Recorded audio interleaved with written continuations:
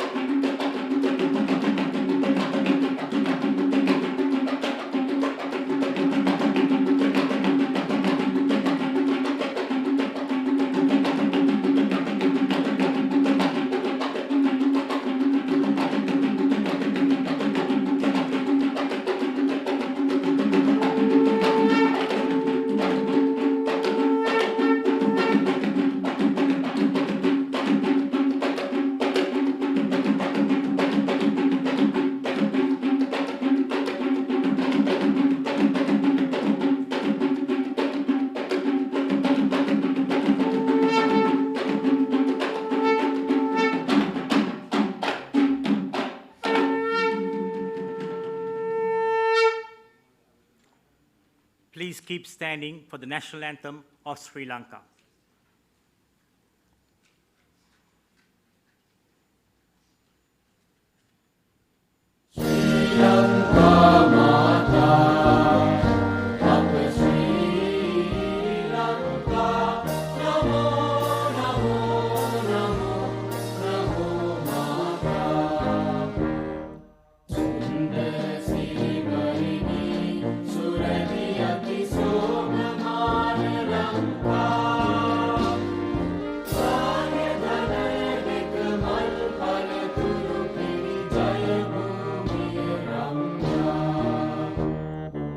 Up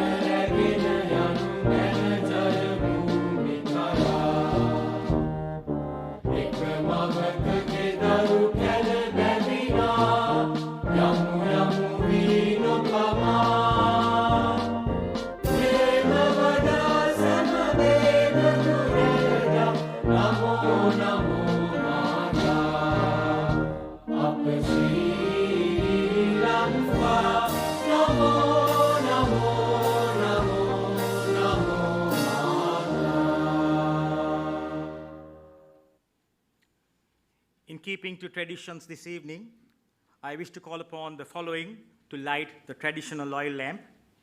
Professor Mohan De Silva, our chief guest this evening, Dr. Narendra Pinto and Professor Anil Fernando, guests of honor, Professor H. Sharif Dean and Professor Arjuna Aluhare, distinguished senior past presidents of the college, Professor Srinath Chandrasekhara, incumbent president, Dr. Satish K Goonesinghe, the president to be inducted this evening, Professor Nandadeva Samarsekara, president-elect, Dr. S.M.M. Niaz, vice president, Dr. Rizni Kasim, treasurer, and Dr. Kavindra Rajapaksha, the secretary to the college.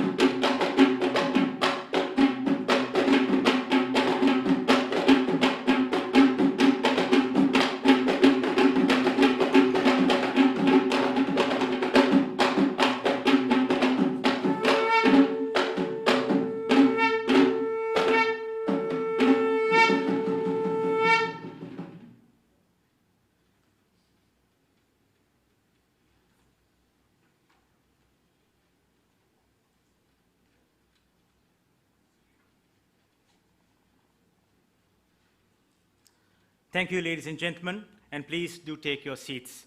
I invite the members of the head table to take your seats on stage, please.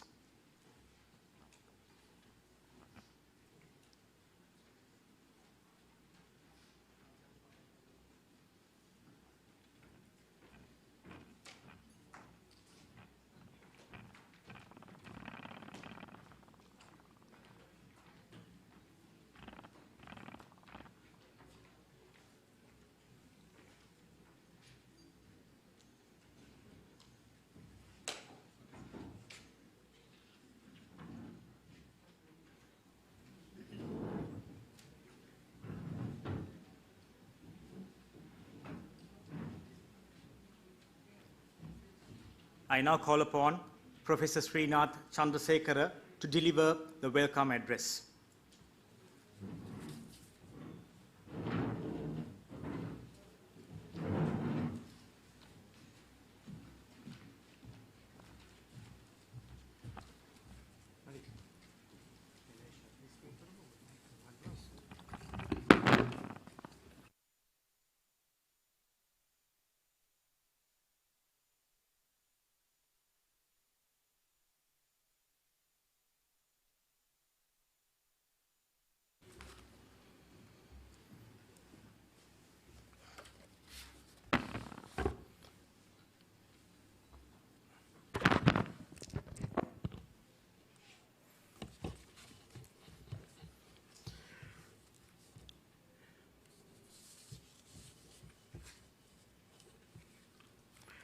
Our chief guest tonight, Professor Mohan De Silva, Professor Anil Fernando, and Dr. Narendra Pinto, our guests of honor, distinguished past presidents, members of council, fellows, members, and honored guests. The College of Surgeons of Sri Lanka commences its activities each year with the induction of its new president. It is my great honor to welcome you this evening for that momentous task this year, where we induct Dr. Satish K Goonesinghe as our new president for the year 2022. At the same time, it is with a sense of humility that my council and I look back on 2021, our golden jubilee year, where we set out on an ambitious task to complete several new projects. We are delighted that despite many challenges, not only local but global, the college was able to continue all of its activities and complete some of these envisaged, if all of these envisaged projects in this year. We have been able to initiate a 10-year plan for trauma services in this country with all collaborators and stakeholders, and I'm certain that this framework that we have been able to establish this year will allow successive councils to make further collaborative efforts to improve the trauma care services in this country in the coming years. We've been able to establish an exit fellowship certification program for all surgeons in this country, which has been a long-felt necessity, and I'm very happy to report that the college was able to collaborate with the Royal College of Physicians and Surgeons of Glasgow, one of the oldest surgical colleges in the world, to conduct the first ever exit fellowship in urology in December 2021. The support and the collaboration we were able to receive ensured international standards during these exams, and I'm sure that the college will set up more specialty exams in the future, enabling facilitation of further enhancement of the quality and global recognition of Sri Lankan surgeons and their services to the public. For the first time in the history of the college, we were able to embark on establishing a model hospital where we are now engaging, or we plan to engage directly with excellence in patient care. We have been able to initiate the establishment of a referral center for kidney stone surgery, and this center will be open to urology units in all parts of the country, completely done with philanthropic contributions. In addition to free patient care, this unit will have tremendous potential for research and training. I take this opportunity to thank the chairperson of the Vijaya Kumaratunga Memorial Foundation and Hospital, Madam Chandrika Bandaranayaka Kumaratunga, and her board of directors of the hospital, the secretary and the director general of the Ministry of Health, and in particular, our very generous donors for collaborating with us for this game-changing project. We do hope that we will be able to set up and spearhead many such projects in specialty areas, both for patient care as well as training in the future. Finally, we were able to fully refurbish our home, the college house, and establish a state-of-the-art virtual conferencing facility, some of the features which you witnessed today. This was indeed our dream. A new wing, our Golden Jubilee wing, to enhance the grandeur of the Noel and Nora Bartholomew's Foundation has created, which now houses the Surgical Museum of the College of Surgeons. Many of the artifacts from several years and centuries back are now displayed in this museum, and we are also linked to one of the oldest, or two of the oldest surgical museums in the world, the museums of the Royal Colleges of Glasgow and Edinburgh. Modernization of the college infrastructure will enable us to enhance the quality of education, training, and communication, which is done through the college across all parts of the country. I'm confident that soon this college, a beautiful, user-friendly, state-of-the-art structure, will be a resource not only for us, but for many of our sister colleges and professional organizations for their scientific deliberations and educational activities. Ladies and gentlemen, as the apex body of all surgeons, the key focus of the College of Surgeons has always been to enhance patient care and the professional development of our members. Like in the past, all our activities during this Jubilee year were focused on achieving these very objectives. Therefore, it is with a sense of fulfillment that my council and I complete this tenure during the Jubilee year, which I consider personally one of the highest privileges that has been bestowed upon me to lead this college during this very special year. I take this opportunity to thank our past presidents, council, and all members of the college for their unstinted support and guidance, which enabled us to achieve these objectives despite unprecedented challenge.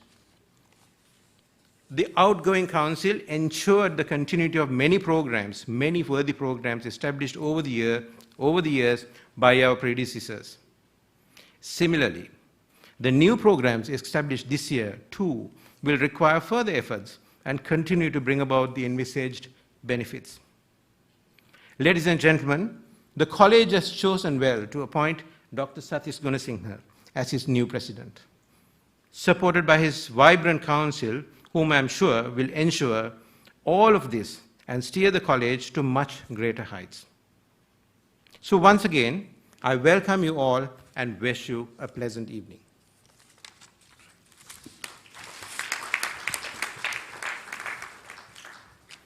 Now we come to the highlight of the agenda this evening, which is the induction of our new president.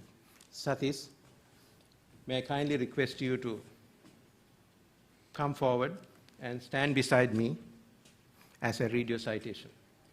Please. Dr. Satish Kumar Goonesinghe had his initial education at the Nalanda Vidyalaya, Colombo. His academic potential was evident from his very early days, where Satish won the NMDS Vikramasinghe Memorial Gold Medal for the best all-round senior student in the year 1981. He got through his advanced level with excellent results and proceeded to the Faculty of Medicine, Colombo, for his medical education, from where he graduated with honors in 1991.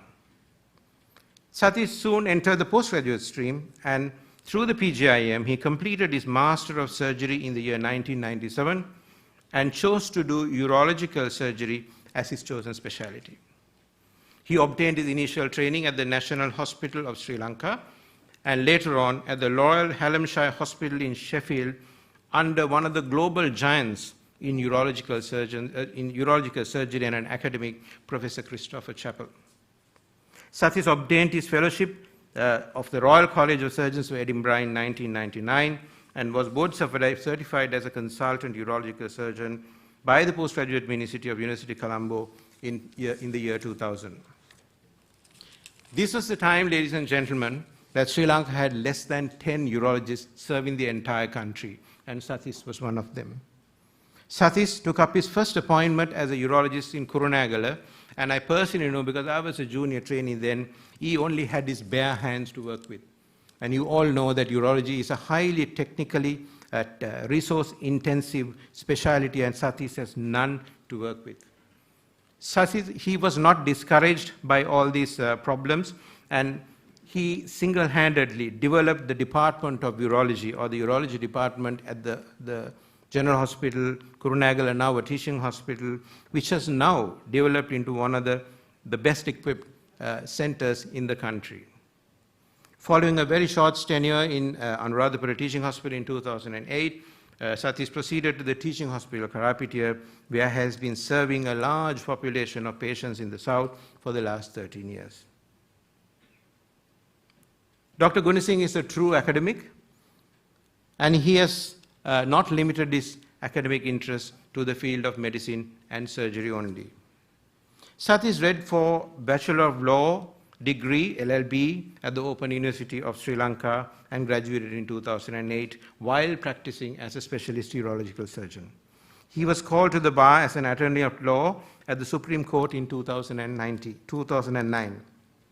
He didn't stop there. This wasn't enough for him. So he went on to obtain a Master of Arts in Buddhist Studies. And this was in the year 2019, where he graduated with honors and merit from the University of Kelaniya. He has published widely, not only in the field of urology and surgery in general, but in medical law, jurisprudence, ethics, editorial responsibility, and scientific publications and research. The publications are far too numerous, and I will not read them out to you. Satish was the convener of the first ever national guideline group, which was established by the Ministry of Health, and he led the group that developed the national guidelines on hematuria, or blood in urine, at that time, which was in the year 2007.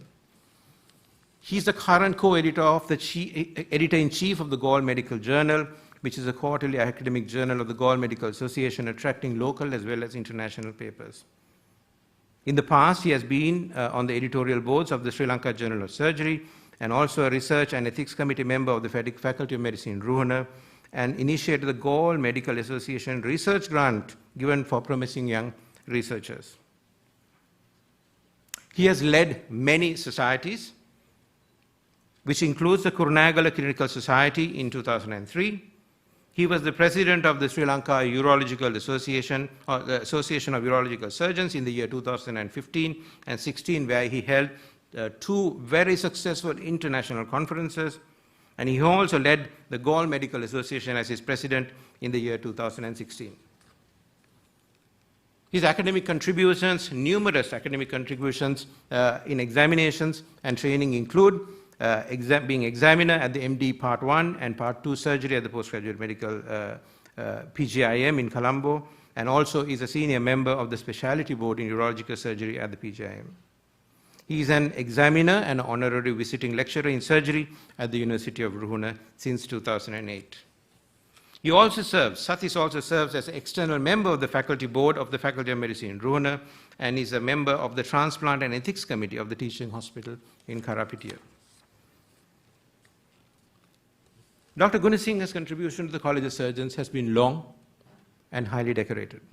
Satish has been deeply involved with the College of Surgeons since his graduation as a surgeon in the early parts of the new millennium.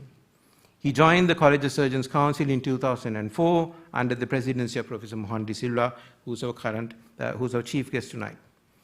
He was one of the early editors of the Suture, our regular newsletter, which has 6 issues each year.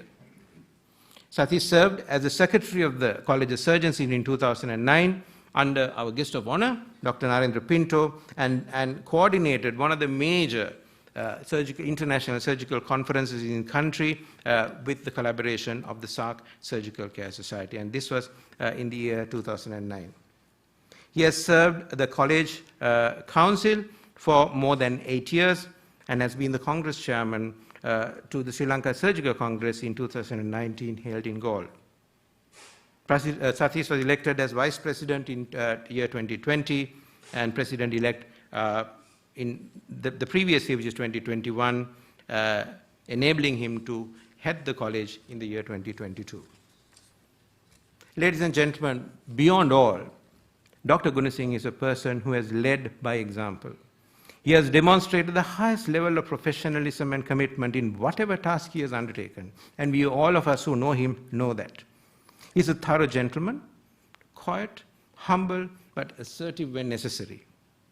He's a compassionate human being and a surgeon committed to his equitable care for his patients, and he has served the southern province for more than 13 years while his home remains in Colombo and chooses to do so to serve his patient population. Throughout his career and in numerous positions of responsibility, he has demonstrated his true capacity as a leader capable of motivating and inspiring his team. The College of Surgeons in particular has been blessed with his contributions for over 2 decades now. On a personal note, Satish has been a pillar of strength during my tenure as president, abundant with goodwill, guidance, and most of all, friendship. Satish is ably supported by his loving wife, Renuka, who is a consultant pathologist by profession. Distinguished past presidents, members of council, fellows, and honored guests. It is my great pleasure to call upon Satish Kumar Goonesinghe to accept the presidency of the College of Surgeons for the year 2022. Satish, please.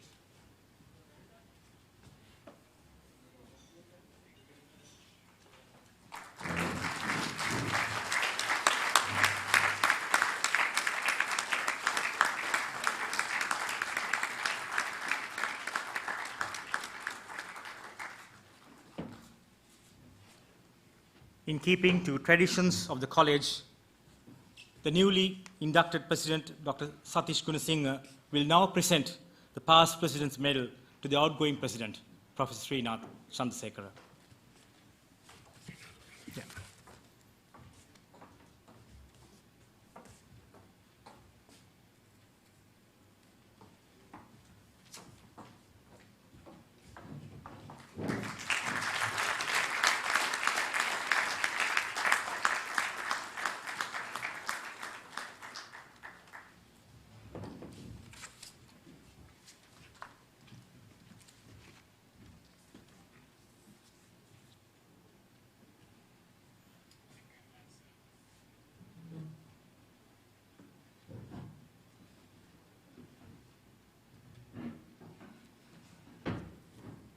Dr. Narendra Pinto, a distinguished past president of the college and our guest of honor this evening, will now address the gathering.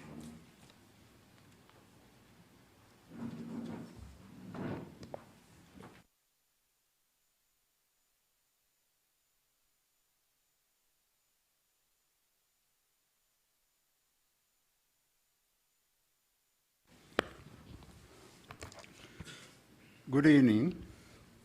Chief guest tonight, Professor Mohan De Silva, outgoing President, Professor Srinath Chandrasekhara, incoming President of the College of Surgeons, Dr. Satish Goonesinghe, guest of honor, Professor Ranil Fernando, members of the Council, past presidents, colleagues, friends, ladies and gentlemen. At the outset, let me thank Dr. Satish Goonesinghe for inviting me to be a guest of honor for his induction as the President of the College of Surgeons. At the same time, I wish to show my appreciation to Professor Srinath Chandrasekhara on the successful completion of his tenure of office as the President. We all have expressed our greatest gratitude to him for a job well done. I am confident that Srinath will continue to be a strength to the college for the projects he has commenced, especially the Charity Trust Hospital project, which will bring the college to a new era of surgical care to needy people and the population at large at national level. Being a past president, Let me remind ourselves of the responsibilities and obligations that come along with the title President of our great institution, the apex body of surgical services in the country. I always consider this occasion of an induction to be a second wedding, with, of course, apologies to Renuka. This is once-in-a-lifetime opportunity to implement the dreams of surgical care that you have always held in your heart over decades of dedicated practice of this most noble art of healing to fruition and reality. It is a great opportunity to enhance the surgical care and well-being of the masses of Sri Lanka, adding your passion and fine-tuning the process. I believe your passion for result-oriented work over the years will bring innovative ideas and systems to your mind. And the changes you make for the betterment of care will go beyond this aisle, considering our associations and affiliations to international surgical bodies.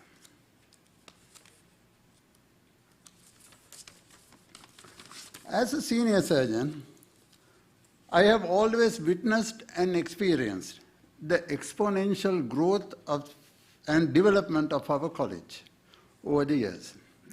Each year, the benchmark is set higher and higher by each and every successive president and council of our college. I am extremely happy about the unity of our surgical fraternity, which will bring its inherent strength and the best line of succession of future presidents and officials to this august assembly. Our college has grown to such dimensions that whether you like it or not, the president of the College of Surgeons has become a public figure. I have had the rare opportunity to associate with Satish for many, many years. During his trainee days, as a colleague, as a secretary to my tenure of presidency in 2009, and as continued member of the council. Hence, it's my duty to brief you about certain traits and qualities of the new president, which may not have been included in his formal introduction. Over these long years of association, the most prominent trait which springs into my mind about Satish is his absolute honesty and integrity, and his gentleness as a human being. He is a gentleman par excellence.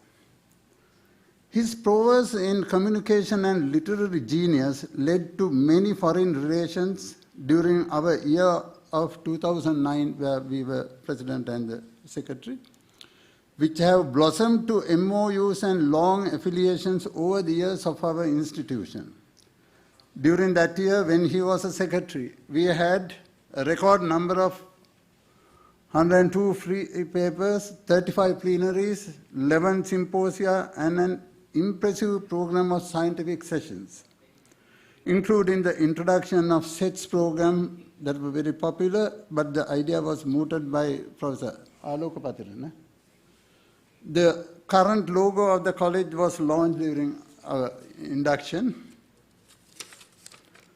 The most popular dotted tie, which I am wearing, was introduced, but it was designed by Srinath.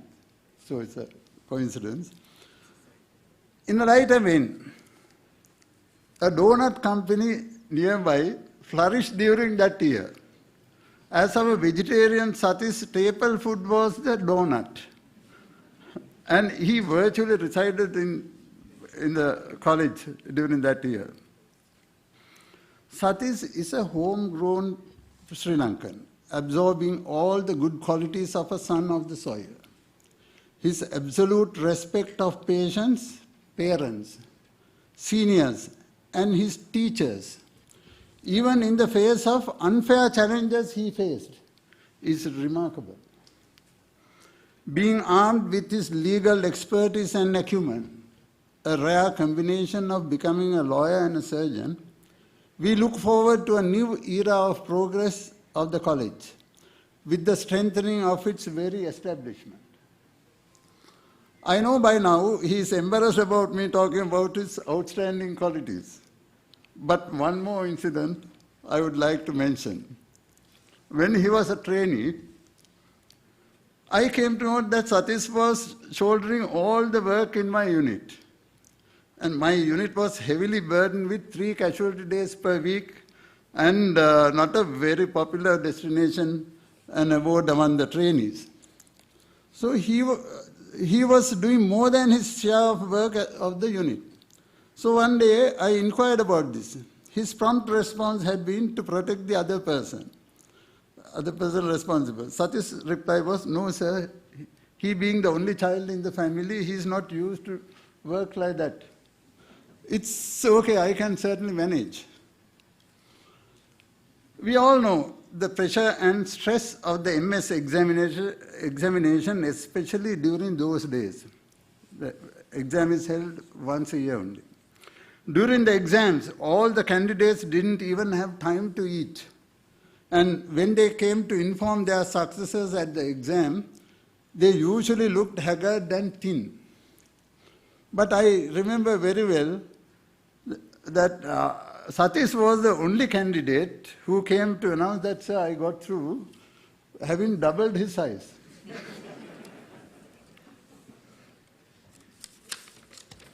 So, ladies and gentlemen, I fervently wish to remind you about the outgoing president, his commitments and the projects he commenced. They will not cease from here. And I wish Satish and his council for a great year ahead to fulfill the innovative ideas and developments, which he will describe in his speech shortly. On this occasion of exchange of batons of presidency of this great association that we hold so dear, I wish to remind ourselves that our intentions and aspirations are one and the same, providing our best, humble, and sincere service to this nation and its people through this journey we call life. Thank you very much.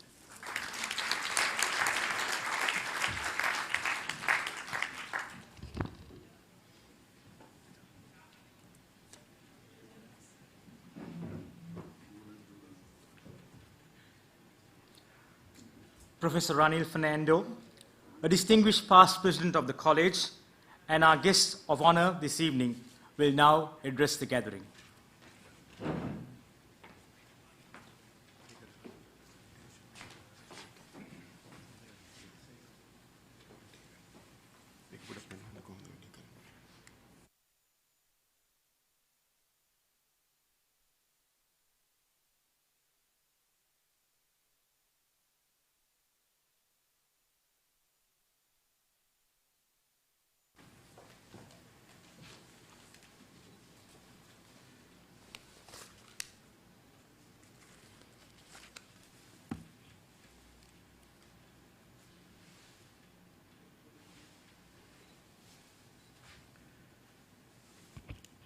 Good evening to all of you.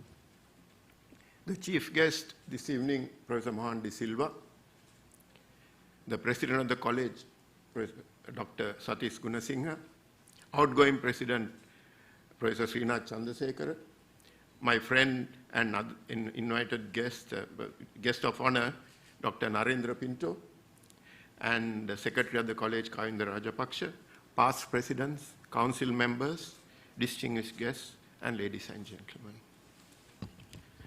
I stand before you this evening rather humbled by this invitation to be a guest of honor during this occasion, and I'm very grateful to Dr. Satish Goonesinghe for giving me this opportunity. The speakers before me have extolled the virtues of both Srinath, Professor Srinath Chandrasekhara, and Dr. Satish Goonesinghe. So there isn't much left for me to say, but I would think that I would be failing in my duty if I do not add a few words about both Srinath and Satish. both of them had this special bond of working with me, and both of them have served the college excellently for many years. Srinath, during his presidency, achieved something unbelievable. Despite the COVID pandemic, despite many obstacles, all of us witnessed what an enormous transformation this college underwent during the last year. And we are very proud and happy of your achievement, Srinath. So I think we need to give him a round of applause.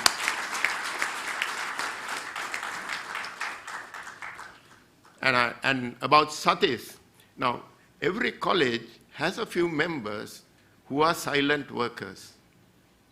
Silent, but very loyal, very genuine, very committed. And Satish belongs to that category. And the college, on many, many occasions, have used these qualities for its progress. And I'm very, very happy to be here as a guest of honor. And I have always earmarked Satish to be a future president of the college, and have slowly encouraged him quietly. And I'm very, very happy that he has taken up the mantle today. And I'm sure the next year will be another year where we will up the benchmark of this college. And then I was wondering what I would talk to you about this evening. Then I thought perhaps we ought to deviate from the usual things and perhaps take up a journey. So that's why I have earmarked this, titled this talk as a journey of surgery, past, present, and the future.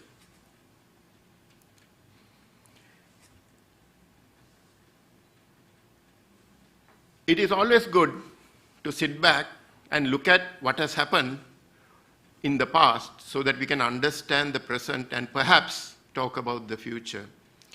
So, but I tread on this path with a little bit of trepidation, because condensing and telescoping about more than 5,000 years of surgical history is no easy task. And to do it in a few minutes is even more difficult. And I hope that I will not disappoint some of you, because I do not mention your heroes during this disclosure, but that is not because of, it is only because of the constraints of time, for no other reason. As all of you know, human history is about 200,000 years old.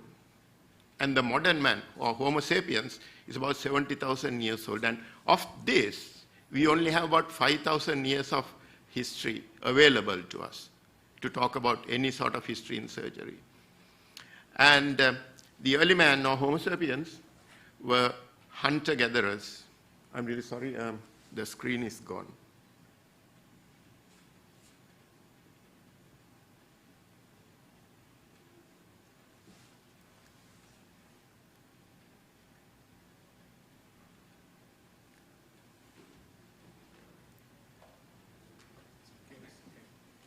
Okay, thank you. Most of us are hunter-gatherers. And then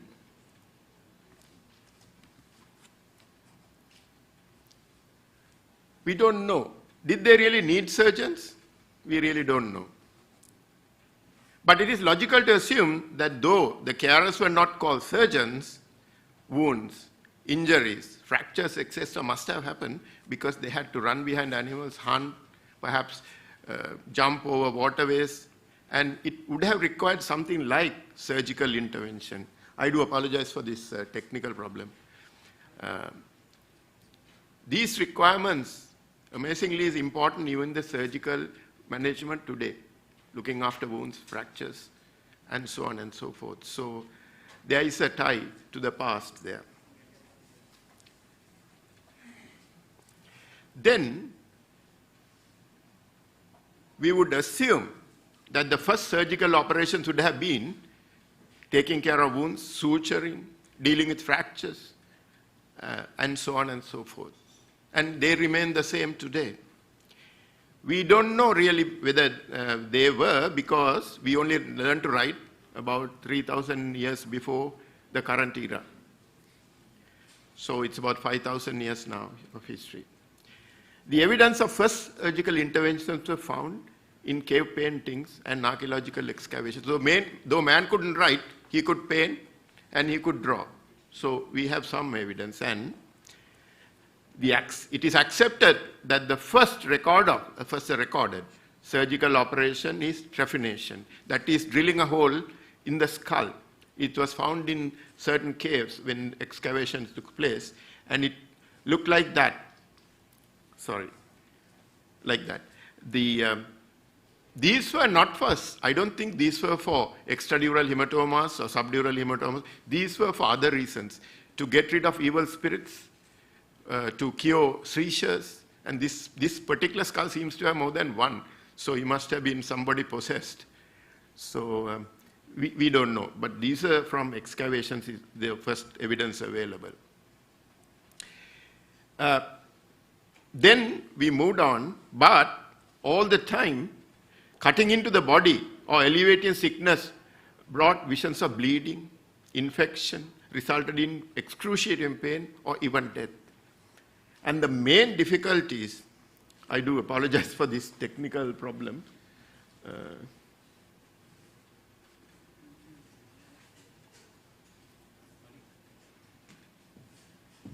Yeah, something is happening to the power.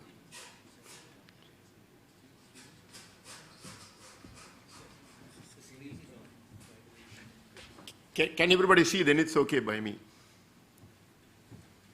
Okay. No, even the screen is gone. That's all right, I can go on, but only thing is it will be better. Now the presentation.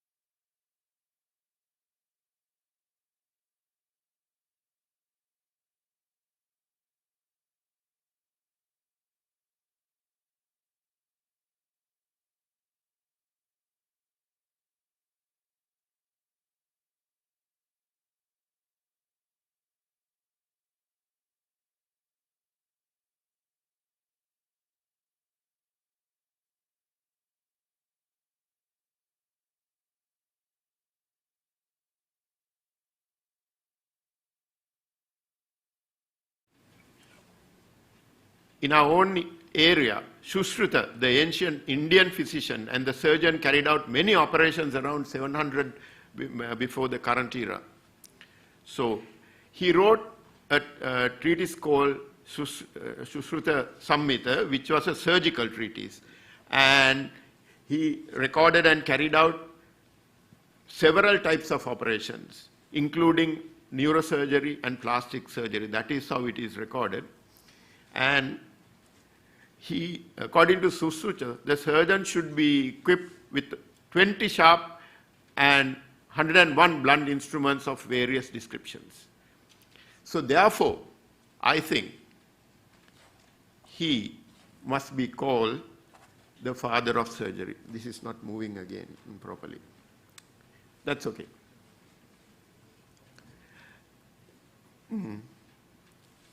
Okay. In 1505, the surgeon barbers of Edinburgh were granted the seal of cause, or in other words, they were given the permission to operate by the town council of Edinburgh and only for the city of Edinburgh. And the same was granted to counterparts in London in about 30 years later, and only for London. And surgeons of the Middle Ages up to about the 18th century were often barber surgeons. The slides are not moving very well. They are jumping here and there. Surgeons are, never mind. They obtain only a diploma and only be called Mr. because of that and not doctor. This is a practice prevalent even today in several Commonwealth countries. And many practices in surgery were based on tradition rather than observation, analysis, and logical reasoning. So that is the way surgery evolved. I do apologize because there's a little problem with the synchrony of the screens. So that brings us to the question, who is the father of modern surgery? Again, several names are mentioned. But Abu Qasim Khalaf ibn Abbas al-Sarawi carried out surgery around about 1,000 years ago, before our time, and he is considered the father of modern operative surgery. He wrote a medical treatise consisting of 30 volumes, covering many aspects of medicine and surgery. And he introduced over 200 surgical instruments, which included, among others, different kinds of scalpels, retractors, and curettes. Like Sushruta, he too is said to have carried out many operations, including a thyroidectomy, which is of particular interest to me as an endocrine surgeon. And I think he deserves to be called the father of modern surgery.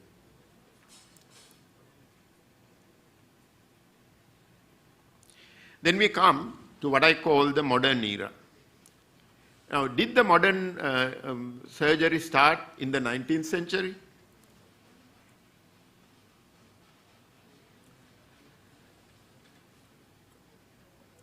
Well, this is because a lot of people thought Joseph Lister, who was between 1827 to 1910, was considered the father of surgery. And there is no doubt that the seminal work he carried out on antisepsis using carbolic acid made a huge contribution to surgery, preventing infection. But there's another gentleman who is worth mentioning, and he was about 300 years before that. That is 1510 to 1590. His name is Ambrose Paré. He was a French surgeon, and he actually worked during the Spanish-French Battle of Turin. And I must tell you about this, he actually was treating many casualties during this battle, and one night, and at that time, the learned wisdom was that you have to pour burning hot oil onto wounds, first of all to cauterize and stop the bleeding, and secondly to prevent infection. So he kept on pouring oil onto these wounds of soldiers who came into his little ramshackle surgery. And then he ran out of boiling oil. So all he had was some egg yolk, turpentine, and some other oil, which was not boiled, it was cool. and he then used this oil to dress the wounds. And throughout the night, he could hear these soldiers screaming and shouting, and he thought it was the people that he had not used the boiling oil on. But next morning, to his surprise, he realized that it was the soldiers who had burning oil poured into their wounds who started shouting. And the soldiers who did not have the burning oil poured and the egg and the turpentine poured were very calm and quiet, and they seemed to be much better, and their wounds looked better. So he then he then gave up the idea of using burning oil, and he wrote down his observations, and then he said, I treated the patients and God cured him, giving us this concept of a healer. That and his way of recording things and observations and acting on observations perhaps was the beginning of modern surgery. So I think Ambrose Paré should be among the favorites to be considered the father of modern era of surgery. And now I'm going to go through very quickly about the other contributions to modern surgery. And the first, amazingly, there are two Theodores. I'm sorry. There's a little problem. Yes. The two Theodores around the same time. One is Theodore Billroth, and the other one is Theodore Cocker. And I think everybody, all the surgeons in the audience know these two names very well. And Theodore Billroth is considered the father of modern abdominal surgery. And there are many operations, many things described using his name. And same with Cocker. But his special work was on the thyroid. And he was one of the few Nobel recipients of the Nobel Prize in medicine for his work on the thyroid. And he is the father of thyroid surgery and many other procedures. Then we come to Antoine Jean Domo. I'm told that's the correct French pronunciation. He's the father of the endoscopy. He had to struggle a lot, but he actually produced the first endoscope. Then we come to Ignaz Philipp Semmelweis. And all of us know the famous story of how he got medical students and midwives to wash their hands before they visited pregnant delivery rooms, and what a dramatic drop there was in puerperal fever at that time. In fact, if you think about it, it's all that we do even now, wash our hands thoroughly before surgery. Unfortunately, Semmelweis was not given the due recognition. He actually died a pauper, and he was actually mentally disturbed. But now, he has received his due recognition.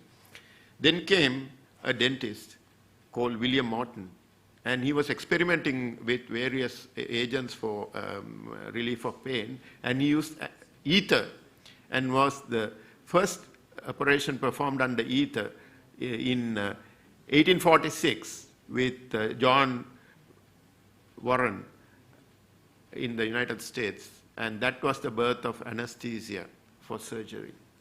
Then we have Johann von Mikulicz, who introduced the surgical mask and also the gloves, and also he had an antiseptic operating theater. Then we had Alexander Fleming producing antibiotics. So we were very developing this thing of controlling infection and bleeding and so on rather rapidly, and minimizing pain and so on. And then we have the others. We have William Halsted, and he actually did many things, including radical mastectomy, which fell into disrepute. But the main contribution, I think a lot of people will acknowledge, is his residency program, which many countries emulated, used later on. And then we have this gentleman. This is actually a gynecologist. They stole a march ahead of all the surgeons because Kurt Sem introduced the laparoscope, and he is considered the father of modern laparoscopy. And then we have the other gentleman, Philip Moray, who carried out the first laparoscopic cholecystectomy. There are records of other people also attempting, but I think now it is accepted that he is the first person who carried out the first successful laparoscopic appendectomy. In fact, Murray changed the whole dogma of the time, because at the time it was said, even when we were, I think, trainees, it was always said, the larger the cut, the better the surgeon, or bigger the surgeon, the bigger the cut. So he changed all that. He showed the futility of punishing the muscles and other things to carry out an operation. So he made a huge impact in surgery. Then we come to Thomas Trussell, the father of modern transplantation. There are a lot of problems that he had to face, but he persevered, and then nowadays he's considered the father of modern transplantation. Then we come to two other gentlemen, David Sackett and Gordon Guyatt, the propounders of evidence-based medicine in 1991. And I think evidence-based medicine changed surgical practice to a great extent. And all of us, I hope, in the modern era, practice evidence-based surgery. But I must acknowledge that there are many other parallel developments and contributions which paved the way. And for each specialty, there are heroes and perhaps villains as well. But I do not have time to go through all these people's names, but do acknowledge all the contributions made by everybody. Then, what about modern surgeons? Well, the modern surgeon must be well versed in minimization of pain, minimally invasive techniques, and possess updated knowledge. About that, there is very little doubt. And modern surgery is about decision making on evidence and consensus. Now, these are new concepts that have come into surgery over the last several decades, and they are very important and critical in the current surgical practice. And I think, to summarize, one could say that it is far more difficult not to operate than to operate. Because if you say, for example, with appendicitis, if you leave a patient alone in the night, you're worried till next morning whether you made the right decision or not. So, but it is a very important quality of deciding not to operate than to operate. And then we must, as modern surgeons, have surgical wisdom. And it is knowing when to operate and when not to. Now, this is not an easy task, and it will take quite a while for all of us as surgeons to acquire this. But we must acquire this to be a modern surgeon, or surgeon of any era for that matter. And a modern surgeon must be a competent operator, good communicator, wise decision maker, astute observer, and a researcher. But I think, above all, one has to be a humane doctor, as shown by Ambrose Paré so many years ago. There is little doubt that surgery has become increasingly less traumatic, mutilating, more anatomical, functional, and above all, safer. And I'm very proud to say that surgery is much safer in the current era.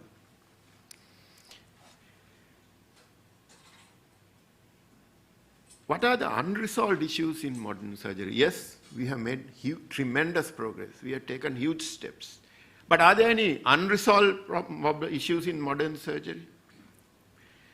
I think that's a very good question, particularly when we are making policies for a new year from a College of Surgeons point of view. First one I would like to mention is it available in an equitable manner? So therefore, the first point I want to raise is about availability. Talking of availability, the Christopher Levy et al. In the Bulletin of Royal College of Surgeons of England in September 2013 made this statement. The world's biggest surgical problem is the fact that most people in the world who need an operation are unlikely to get it, nor will they ever see a trained surgeon. Of the 7 billion people in the world, more than half of them live in underdeveloped or developing part of the world. So this is a sad fact that this is the biggest surgical problem in the world. 2013, but I think even now this statement is very valid. And one of the questions that College of Surgeons as a body has to ask is is there equity in the distribution of resources, surgical resources in Sri Lanka? And this is something that we will have to take up, particularly with the Ministry of Health, and see how we can progress.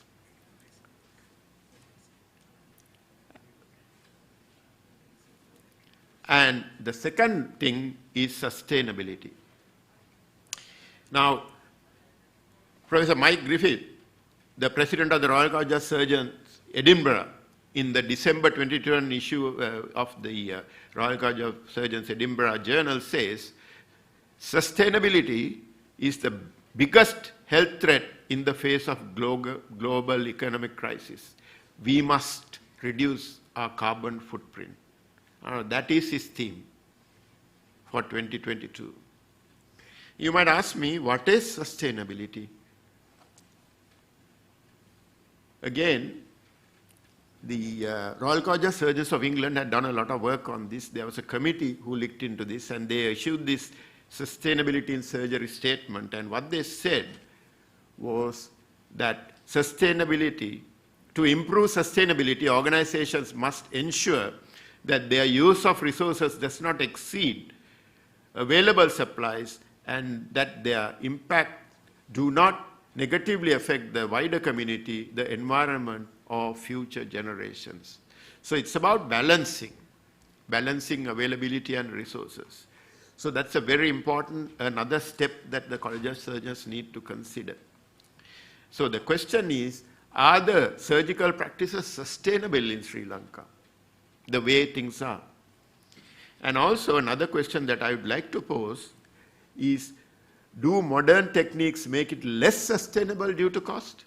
All of us need to think about this. Everything good is not always good. Everything bad, everything old is not always bad. And how do we make surgery cost effective? Another question that the College of Surgeons will have to take up and answer. And the environmental impact is also another very important topic. Again, Royal College of Surgeons of England talk a lot about this, even the December issue. In fact, the whole half of the journal is about this.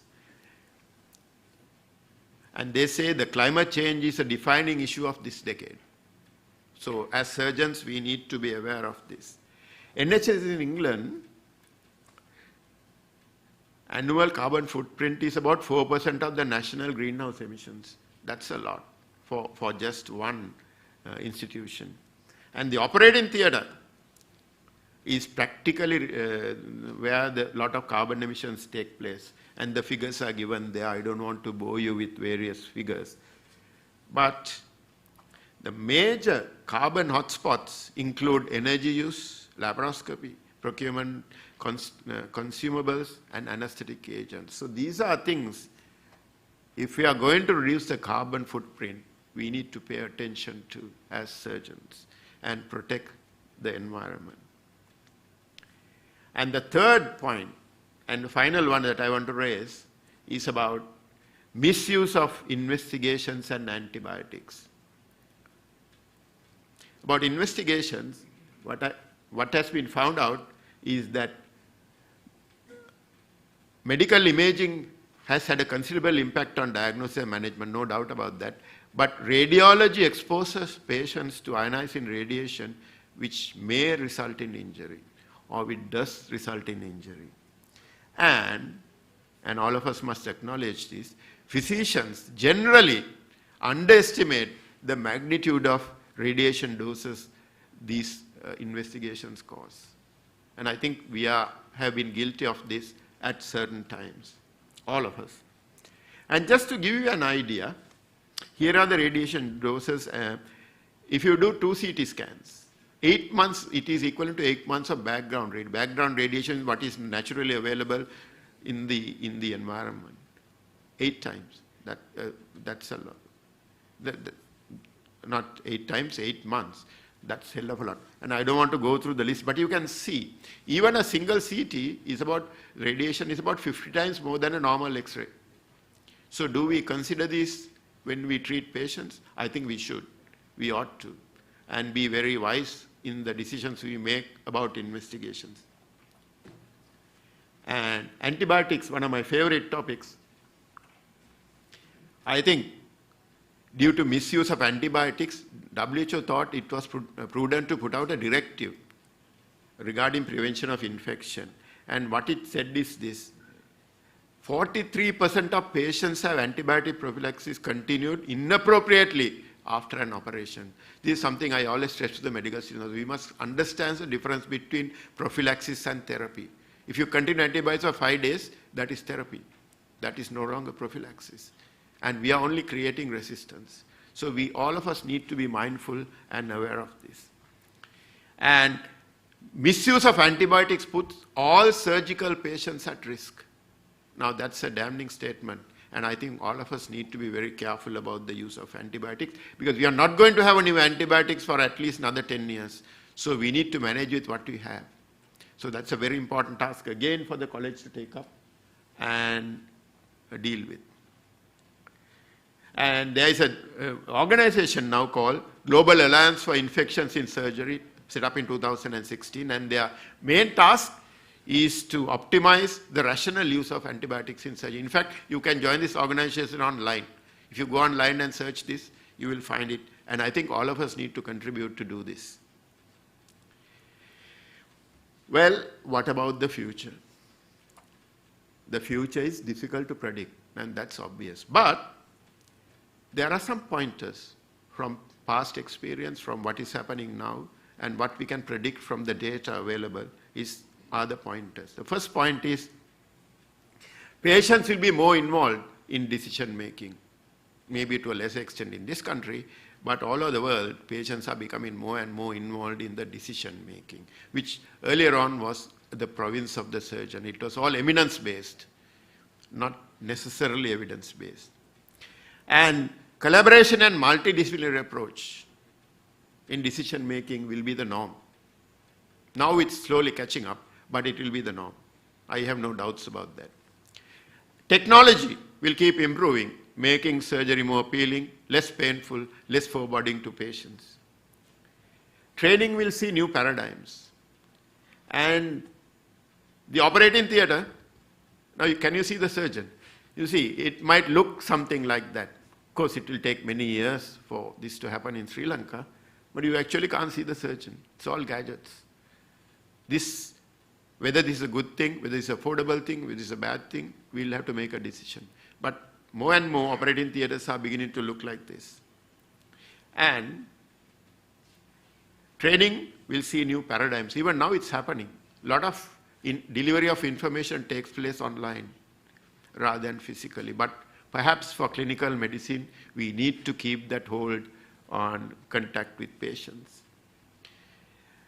And surgeons will have to possess updated knowledge, increasingly aware of sustainability, cost effectiveness, and practice evidence-based surgery.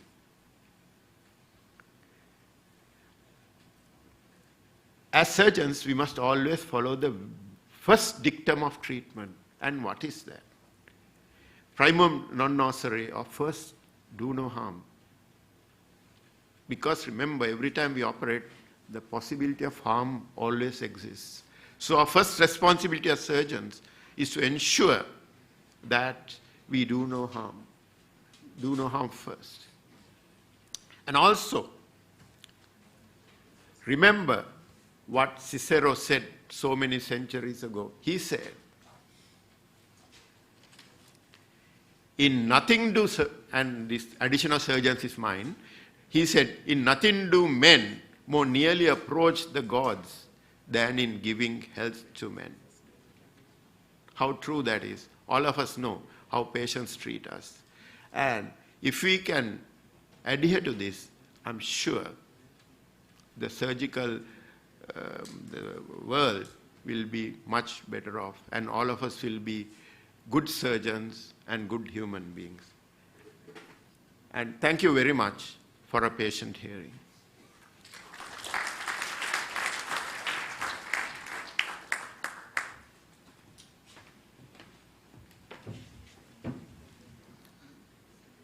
I call upon Dr. Satish K Goonesinghe, the President of the College, to formally introduce Professor Mohan De Silva, our chief guest today.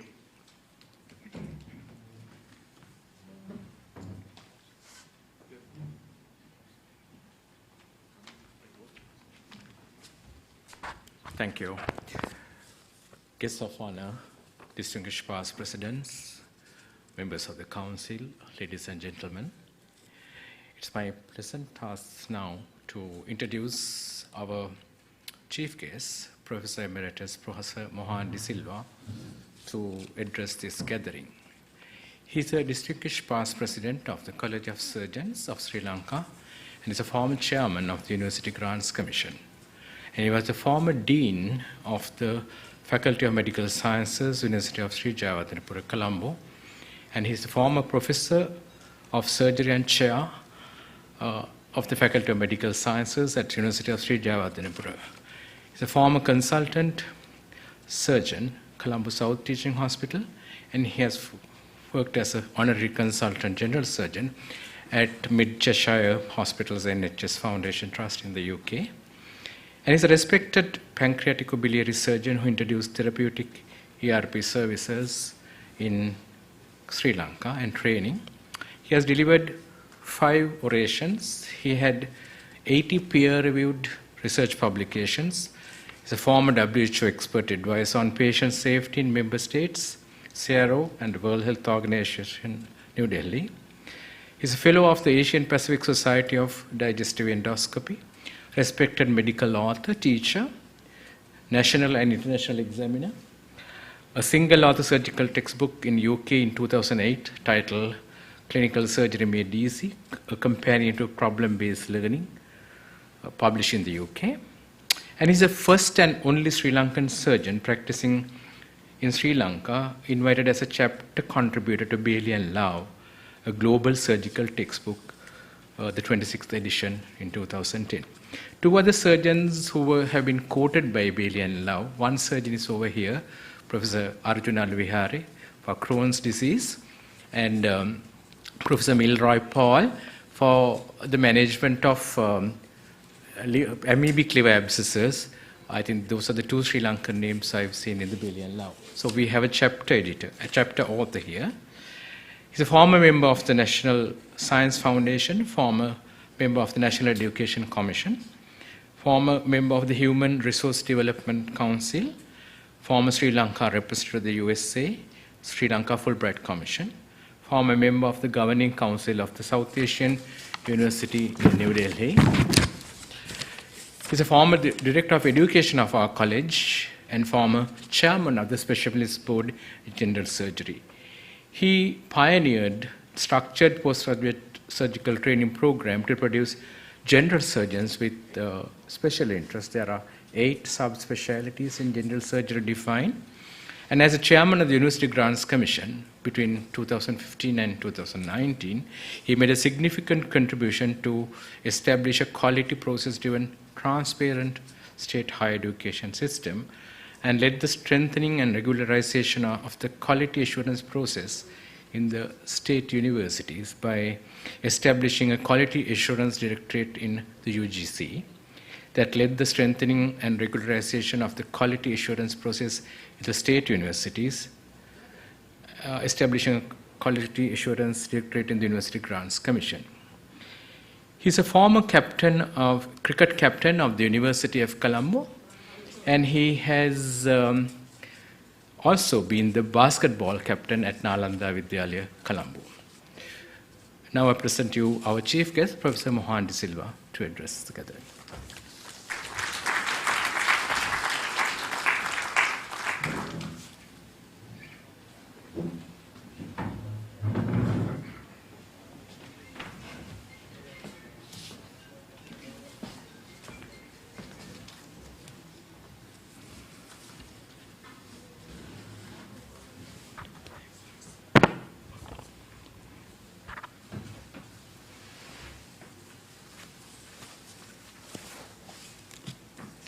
Good evening to all of you. Thank you, Satish, for your kind introduction. President of our college, Dr. Satish Goonesinghe, immediate past President, Professor Chandrasekhara, and my 2 friends, Professor Ranil Fernando and Dr. Narendra Pinto, our guests of honors, members of the council, respected past presidents, distinguished invitees, colleagues, friends, ladies and gentlemen. Reaching the coveted position of the President of the College of Surgeons of Sri Lanka is a pinnacle any Sri Lankan surgeon would aspire. Today, Dr. Satish Goonesinghe has reached this esteemed position, and I'm humbled to be part of this important ceremony. He has taken over the college, which has reached dizzy heights under the visionary leadership of our energetic Professor Srinath Chandrasekhara, our outgoing president. Satish Goonesinghe was a young surgeon in 2004 when I got to know him. As I was planning my council in 2003, I saw the enormous potential of this young surgeon then. So when Satish invited me to be part of this most important ceremony in his career, I felt that I would use few minutes of your precious time to appraise you of the present global picture regarding the amazing technological developments in surgery at one end of the spectrum, and at the other end, the challenges in ensuring essential surgical care to resource-constrained regions in the world that includes Sri Lanka. Ladies and gentlemen, the planet we live has become a global village today. And we have now entered the era of digital surgery, robotic surgery, and other forms of minimally invasive surgery. The endoluminal endoscopic surgery is transforming into natural orifice transluminal endoscopic surgery, acronym NOTES. In simple terms, there will come a time zone where all surgeries may be performed without incisions, through the endoscopes inserted through our natural orifices, mouth, rectum, and the vagina, with instruments inserted through these endoscopes. Although South Asia is identified as one of the most poverty-stricken regions in the world, it is noteworthy that some inventions have in fact originated from South Asia. The first human case of NOTES came from India in 2003, when Professor Nageshwar Reddy, a renowned medical gastroenterologist from Hyderabad, removed an inflamed appendix in a child with severe burns through transgastric route with an endoscope. In simple words, he has removed the appendix by putting endoscope through the mouth, and the appendix coming through the mouth without any incisions at all. And interestingly, Professor Nageshwar Reddy, who is a friend of ours, is not a surgeon. Considering the speed at which such technological developments have unfolded, it may be possible that one day surgery may even be heading to an era of painless, bloodless, incisionless, and even possibly surgeonless surgery. Also, with the emergence of newer diagnostic tools leading to early diagnosis and preventive type of surgery or surgery for precancerous or early cancerous lesions, and with the arrival of newer treatment modalities in targeted therapy, immunotherapy, radiation therapy, and chemotherapy, it is possible that in the future there may also come a time where surgery may be performed only to correct the effects of trauma and congenital abnormalities. Ladies and gentlemen, Robert Goddard, a physicist of great insight, considered as the father of rocket propulsion, have said in 1956, I quote, "It is difficult to say what is impossible, for the dreams of yesterday is the hope of today, and the reality of tomorrow," I unquote. In 1969, 13 years later, the first person walked on the moon. So although the world is entering into this exciting phase of surgical evolution, what is emerging is a different story when we try to analyze the future of surgery in the world's most populous and resource-constrained regions, especially countries in South Asia and sub-Saharan Africa. Here we are talking about more than 50% of world population, which also has the most poverty-ridden regions in the world, where provision of safe and quality essential surgical services is becoming more inequitable, and such services continue to remain inaccessible to most people. Let me briefly elaborate. You will agree with me that time, place, and context are critical for any surgical innovation if such innovations are to have a real impact on the population, especially those in developing countries. Permit me now to tell you a few interesting data to clarify the present status in order to predict the possible future of surgery in developing countries. Therefore, I am going to present to you now evidence from 3 important global studies. Of all, the Lancet Commission 2015 on global surgery provides an impressive set of data on LMICs, or lower and middle income countries, to give some clarity to the true nature of this topic. It is estimated that presently 5 billion population, that is almost 70% of the world population, lack access to safe and affordable surgical and anesthetic care. 33 million are saddled with unbearably high health expenses. There is evidence that safe, essential, life-saving surgical and anesthetic care in the developing world has stagnated, and that the need for surgical services in these regions will continue to rise substantially until 2030. The report also estimates that the failure to improve surgical care in developing countries would translate into a staggering sum of $12.3 trillion of lost economic output by the year 2030. Also, it is estimated that 143 million additional surgeries are needed each year to save lives and to prevent disability. And the study also reiterates that surgical services are a prerequisite for full attainment of health goals in all areas enshrined in the Sustainable Development Goals 2050 and 2030. However, the universal health coverage and the health aspirations set out in post-2015 SDGs will be impossible to achieve without ensuring that surgical and anesthetic care is available, accessible, safe, timely, and affordable. Surgery is an indispensable part of healthcare. Therefore, the lack of access to universal healthcare is a major deterrent for the future. In fact, surgery is now considered as the neglected stepchild of global health. Surgical care has often been described as one of the Cinderellas in the global health development agenda, taking a backseat to public health, child health, and infectious diseases. The key point they stress in this report is that it is a universal coverage and not mere medical technology is the foundation for any caring health system. Therefore, although novel surgical techniques have been developed at a rate, unfortunately, we cannot be oblivious to the fact that 70% of people in this planet lack access to basic surgical care. And this is an irrefutable fact. Interestingly, the Global Surgery 2030 also provides a roadmap for high-income country actors. The report recommends, I quote, "The high-income countries must abandon their colonial narratives and work alongside the low and middle-income country partners to build surgical systems of the future," I unquote. In my opinion, this is going to be a dream. In fact, the most recent example comes from the latest UN narrative regarding the distribution of vaccines for COVID-19. Secretary General of the WHO recently stated that the goal of providing vaccines to all as the biggest moral test before the global community, and everyone, everywhere must be included. Unfortunately, this is not the reality. The reality is that the high-income countries have fully vaccinated more than 70% of their population, whereas low-income countries have fully vaccinated between 3 to 10% of their population.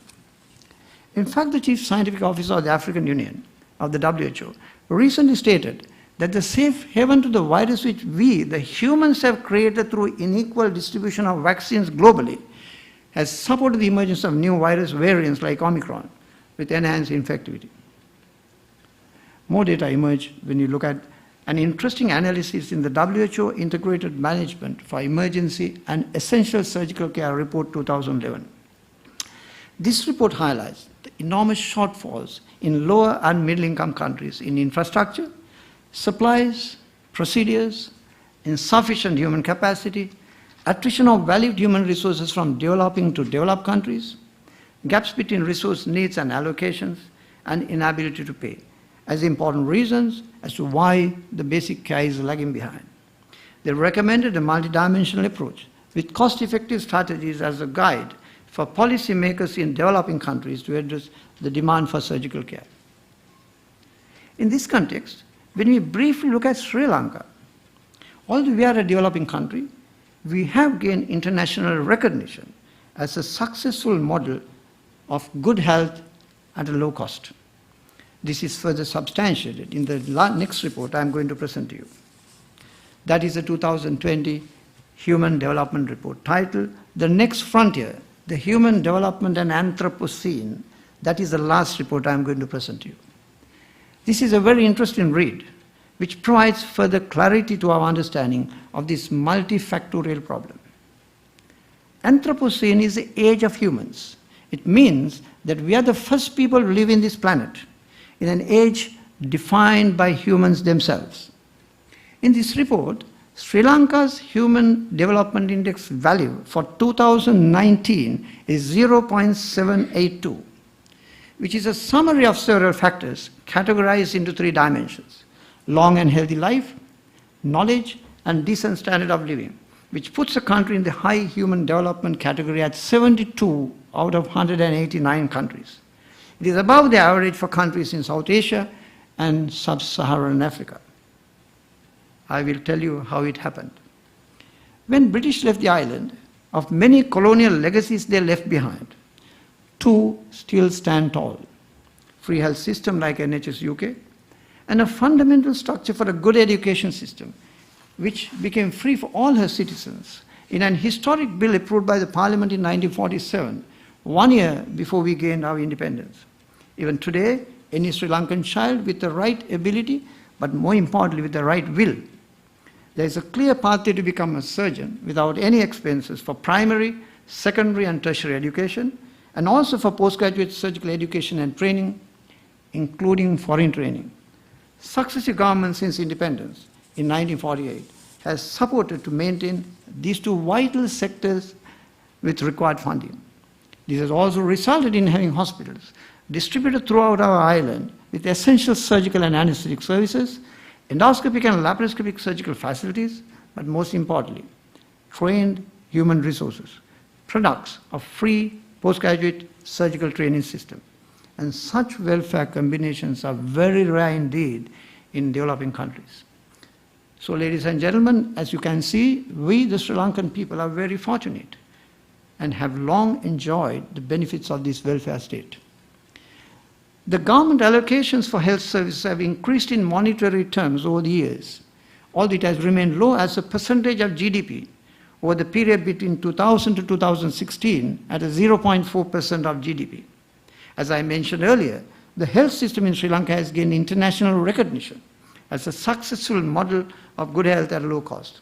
A person in our country is free to seek care at any hospital in our country without a formal referral, and the country has achieved commendable health outcomes. However, major tremors are being experienced in the health system under the present circumstances, with inadequate government spending on health, and this is becoming a challenge to the caregivers of essential surgical services to our nation. Unfortunately, now, the pandemic and the global economic crisis have left deep marks on South Asia, including Sri Lanka. Without exception, all economies in the region have been badly hit by this crisis, according to the UN World Economic Situation Prospects Report 2021. There was a body that leads the frontline workers of surgical services in our country.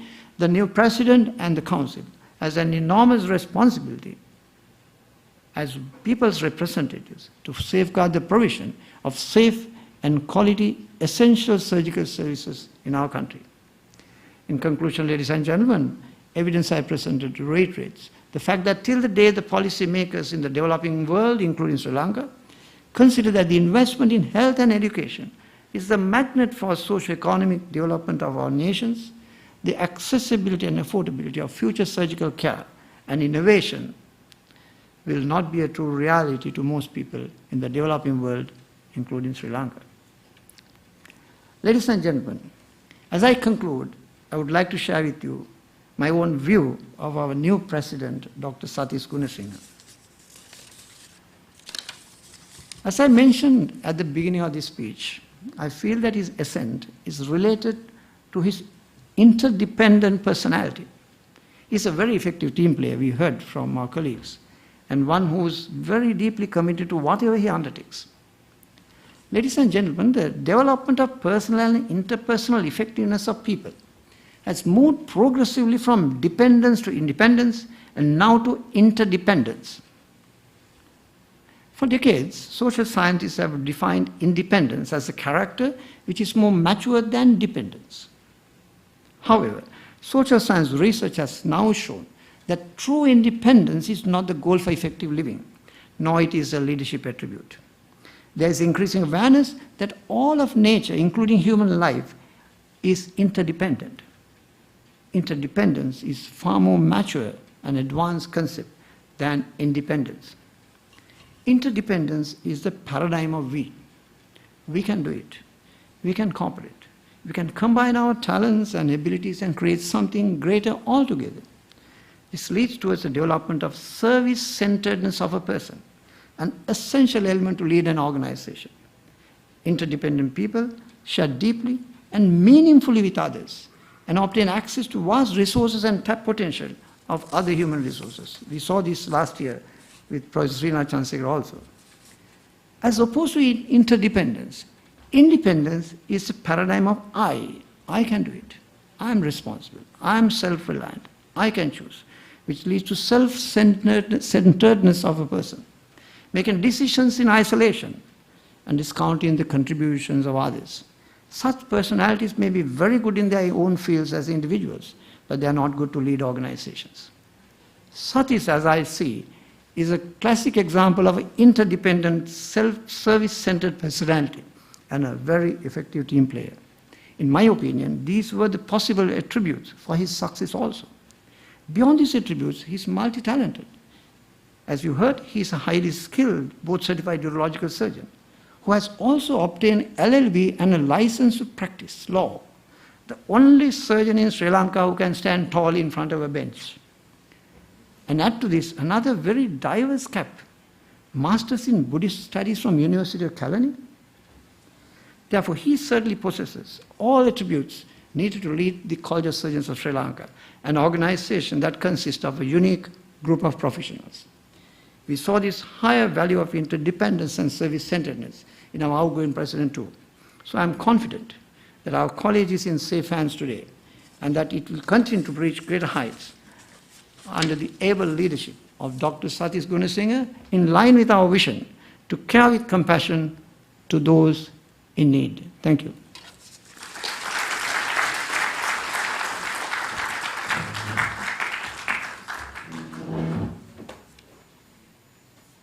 Thank you, sir. I now call upon Dr. Satish Goonesinghe, the President of the College of Surgeons of Sri Lanka for the year 2022, to deliver the presidential address.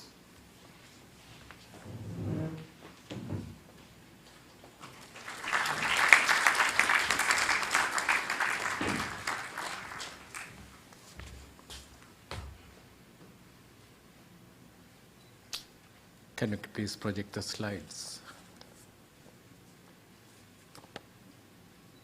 Thank you. Chief Guest Professor Mohan De Silva, Guests of Honor Dr. Narendra Pinto and Professor Anil Fernando, Immediate Past President Professor Srinath Chandrasekhar, distinguished past presidents of our college, members of the council, dear colleagues, ladies and gentlemen. First of all, I wish to warmly welcome you all to this event of presidential induction of the College of Surgeons of Sri Lanka. In fact, a presidential induction is not an event around the incoming president or his personality, but it is an event that symbolizes the unity of our college and a reflection of the perpetuation of highest professional values and traditions of our college. I wish to thank my predecessor, Professor Srinath Chandrasekhar, for his kind words of introduction, and the chief guest and the guests of honor for their kind references. I wish to profoundly thank the college and its fellows and members for reposing confidence and placing trust in me to be the president. Being the president or holding office is a trusteeship. We hold office for the benefit of the membership of the college, surgeons in training and surgeons. However, I must emphasize that the ultimate beneficiaries are surgical patients and the general population of our country. It can be construed that we hold office in public trust.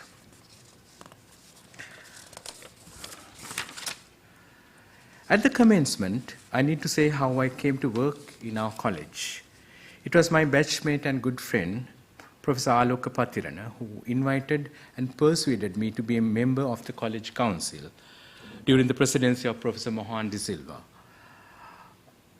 in the year 2004. My principal role was to edit the college newsletter, Suture. Although my intention was to serve the 2004 council and go into oblivion, my intended short tenure has evolved to become a long association of 18 years, serving the college in different capacities. Our college has come a long way since its founding in 1971. What we are today is the culmination of the hard and committed work of all past presidents and their respective councils.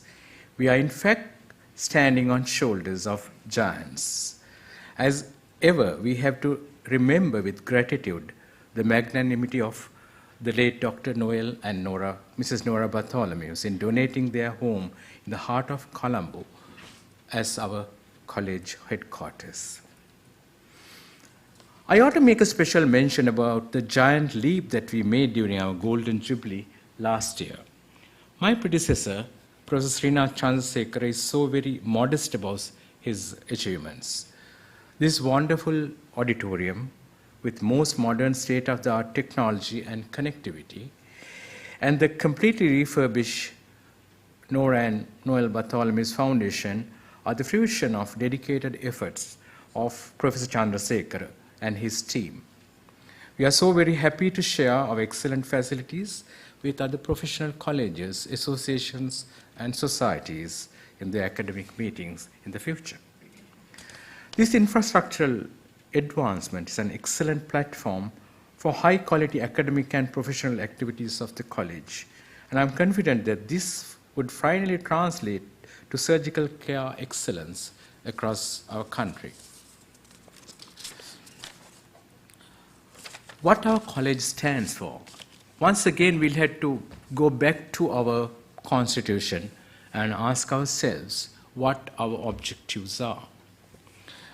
Advancement of the art and science of surgery, promotion of postgraduate education in surgery, monitoring and maintaining standards of excellence in surgical care, prevention of surgical morbidity, probably fourth one flows from third actually, and promotion of contact and fellowship among those engaged in surgery. So this is what our college really stands for.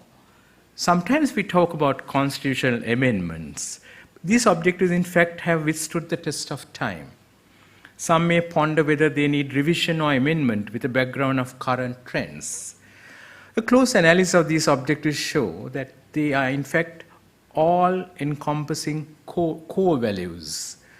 However, their relevance may be nuanced to a certain extent from a current context, but they still stand the test of time. So I think we can continue with the same objectives as the framers of our Constitution thought.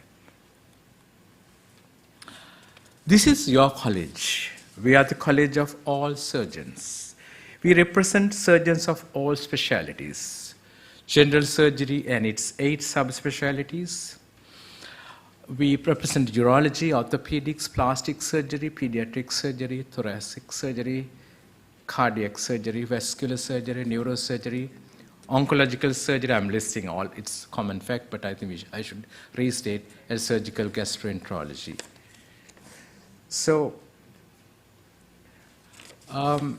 we hold office in trust for the benefit of our fellows and members and for the excellence in surgical care, as I stated before. And we felt that it is imperative to get a feedback from the membership as we look into the future, beyond 50 years of our college. We sought the views of our members in an online survey recently. We had valuable inputs from 68 members. 48 surgeons, and 20 trainees within a period of 1 week. As a college, we need to be cognizant of the needs of the members and address them in an objective and focused manner. We also need to abide by principles of distributive justice in the provision of surgical care and apportionment of resources. We have intensely concentrated on the skills and knowledge of the surgical trainees over the years, and it should continue in the same manner well into the future. Almost all the surgeons who responded indicate the necessity of focused master classes for surgeons. We will initiate master classes for practicing surgeons, in addition to special programs that we have for trainees. We'll try to formulate together with our council. The majority of who took part in the survey were emphatic on the value of bidirectional communication between the college and its membership. It should not be us giving our views to the membership, but also we should get views of the membership because we are their college. The college newsletter Suture and our online portals can play a key role in this endeavor. To quote the founder editor of Suture, Professor Aloka Patirana, writing in 2002, I wish to quote Aloka, "It is with great pleasure that we bring this first official newsletter of our college for the year 2002. We decided to name it Suture, Binding Surgeons Together, with a view of inviting all our fellows and members to contribute to it in every possible manner. It is our wish that you would share your thoughts on surgical care in our country, which you think could be relevant to other colleagues." Close quote. So this is the role of our Suture. I think we have to have bidirectional communication with our membership. I tend to like to focus on the multiple roles of the surgeon. Of course, definitionally, there could be different perspectives of the multiple roles of the surgeon. But this is one way of looking at it. They encapsulate many concepts like professionalism, compassionate leadership, which was discussed by Professor Mohan Silva, effective communication, improvisation, innovation and development, amenability and adaptability, and surgical research. Professionalism, of course, there are once again several definitions. If you like the GMC definition, they have 10 attributes which are included, like altruism, honesty, continuing education, but I will not go to elaborate on these. At least respect, ethics, integrity, and honesty are principal attributes that we should have as professionals.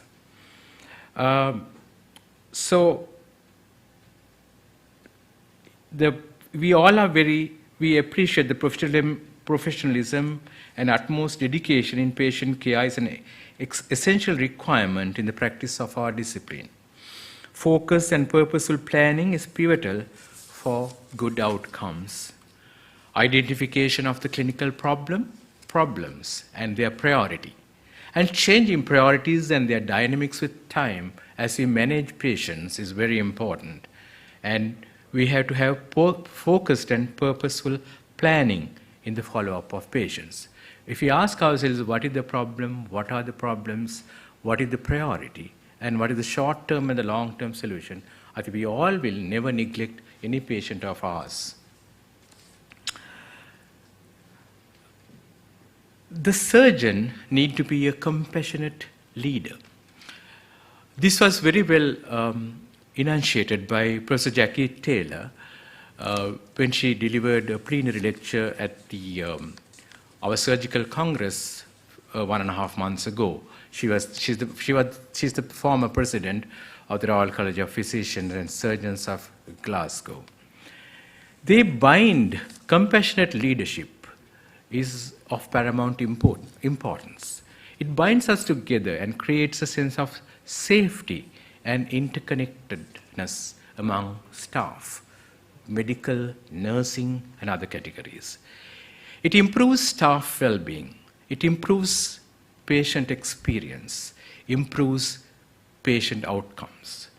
An emperor attitude, or if we are filled with ridiculing others, I think we'll be utter failures. We must never think from a higher pedestal, but we should look at people and patients as compassionate leaders. Compassionate leadership entails attending, empathizing, understanding, and helping.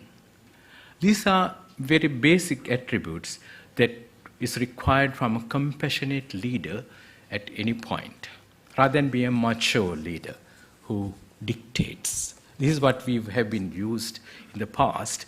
I think there should be a change in the paradigm of thinking. Compassionate leadership is inclusive and enables all to feel that they have leadership responsibility, effectively ensuring skills of all are harnessed in the delivery of high-quality care. Effective communication.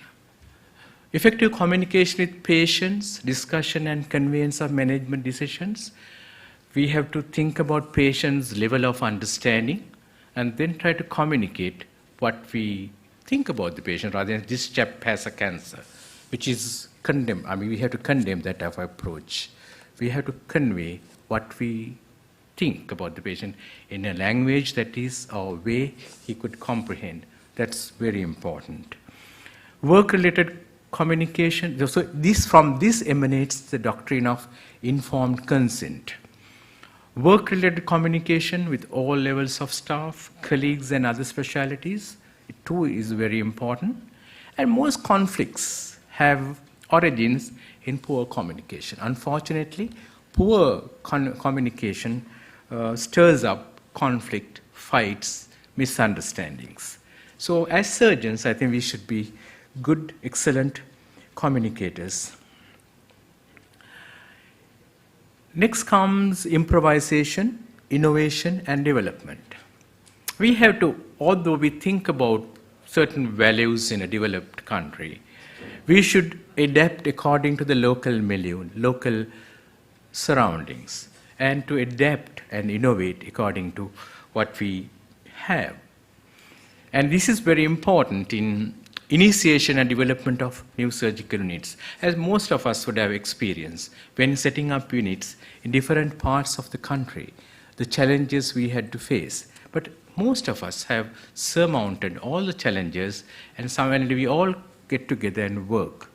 Improvisation also, as we know, in all surgeons of this country, we are about improvising certain things, certain procedures. And sharing of units and resources. We can't be emperors running a single ward. We should be very happy to share. Sharing is very important. Sharing resources, sharing manpower, sharing operating time, those are the most important things. When I had a colleague coming to join me, with open arms I accepted, welcomed him, and we share our department, we share our work. I think it's happening everywhere in the country.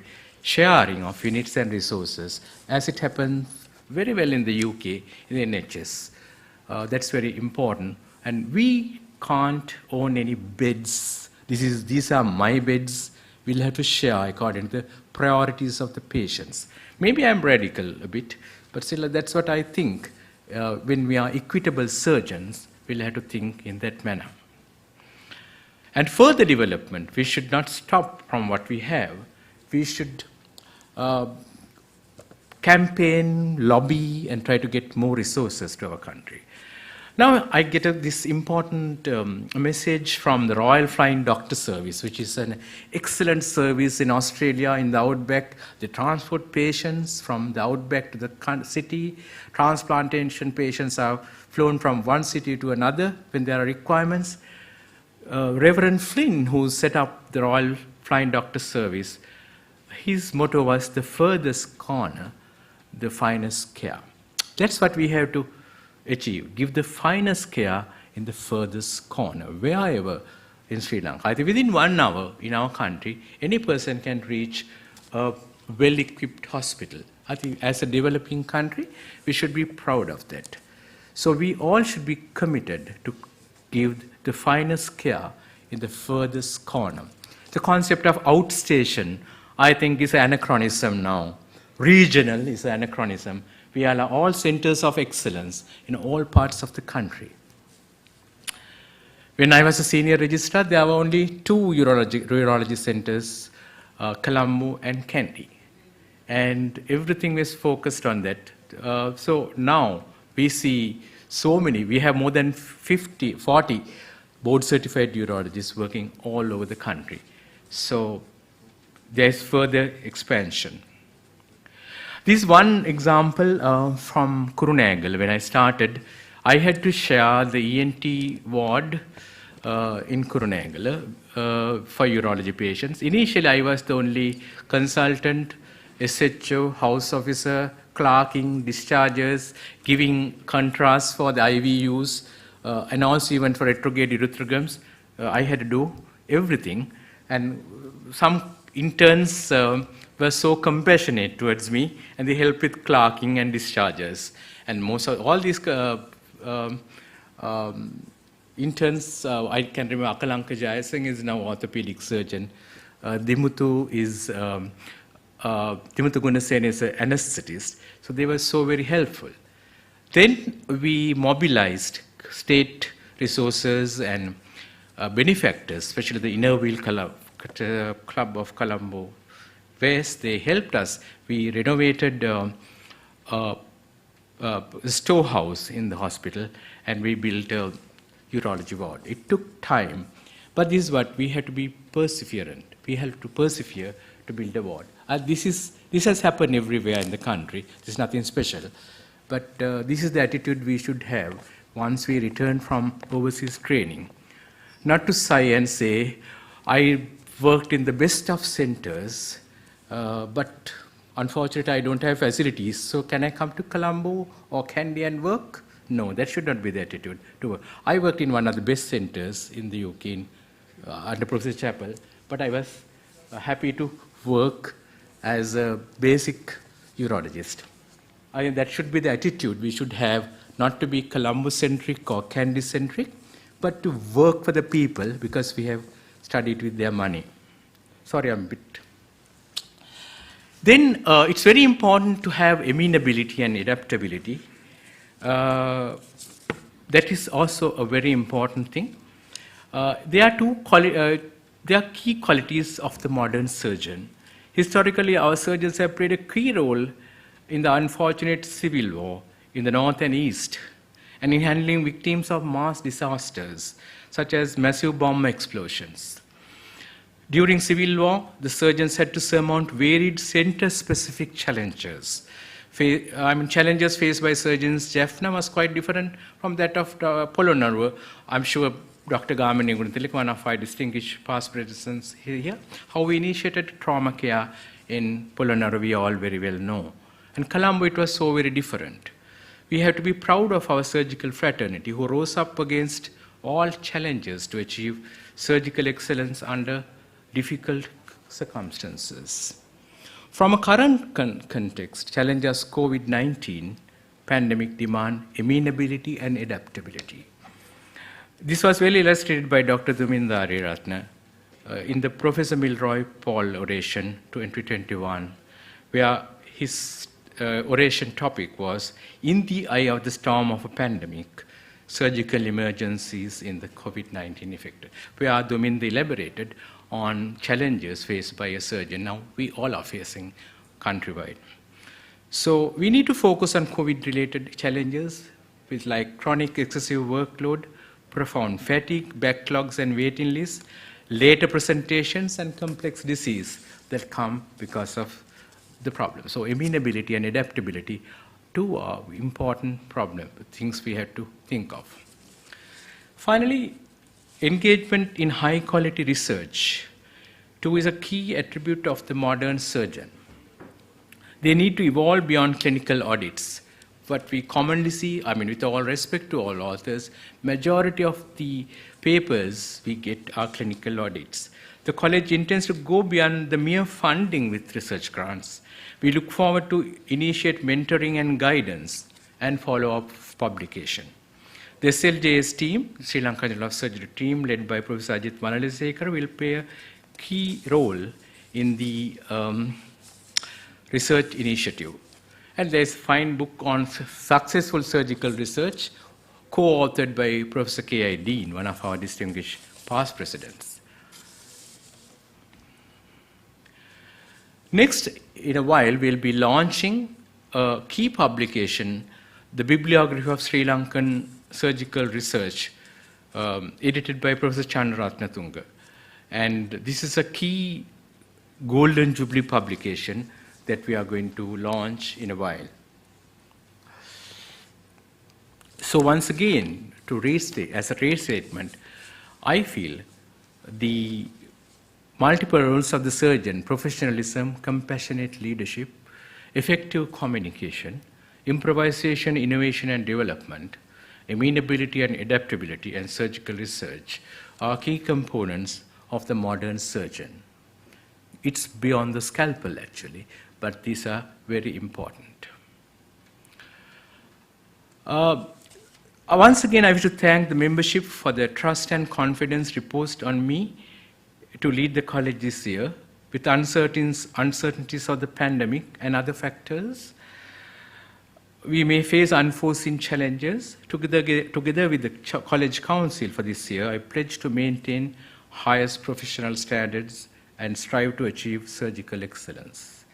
We need to look at the present and glimpse at the future in a focused manner, and it is up to the membership to assess our performance at the end of the tenure.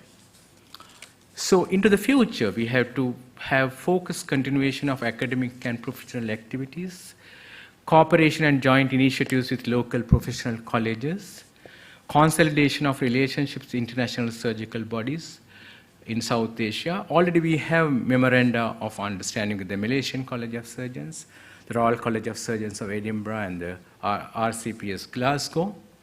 An expansion of the academic role, as Srinath elaborated, specialty exit exams in cooperation with the Royal College of Physicians and Surgeons, and expanding into other specialties as well. And institutional development, as once again Professor Chandrasekhar elaborated, the Urinary Stone Center, a free service providing center for specialized care shared by urologists. This is a pilot project. Probably it can be emulated by other specialties as well. Finally, I wish to acknowledge my teachers at school and the Faculty of Medicine, University of Colombo. Especially, I wish to mention the name of Professor H. Sharifdeen, whom I adored as a student, for his values and his thoroughness, no nonsense, objectivity, and his logical way of looking at problems. Still, I try to emulate, but I cannot match him at all. But I think you, sir, have given me a lot of encouragement to emulate for good surgical practice. My internship surgical mentor, Mrs. Phyllis Fernando, is here in the audience. And my surgical teachers in pre-MS training, I should acknowledge, Dr. B.G.R. De Silva, Ranjit De Silva, who used to come to work at 7 in the morning, but we really enjoyed the work with him. He knew about patients more than the registrars. He was so thorough and a gentleman par excellence. Dr. Walter Tissera, Dr. Ranjit Silva is also in the audience. Dr. Walter Tissera, late Dr. Anthony Gabriel, Dr. Colin Samarasinghe, Dr. Udayangani Samarakadi, who is now in New Zealand, late Dr. H.S. Pereira, and of course, Dr. Narendra Pinto. I was fortunate to work as a registrar under Dr. Pinto. I think he has many more anecdotes. Fortunately, he didn't come out with those. I used to be very not good at answering questions. He used to give us past papers to be answered. I was the laziest registrar when it came to question answering. So he used to drag me to his room in the accident service, give a question and lock the room up and go. and he came in 45 minutes to open the door and get me out. But sir, I appreciate all what you have done to us.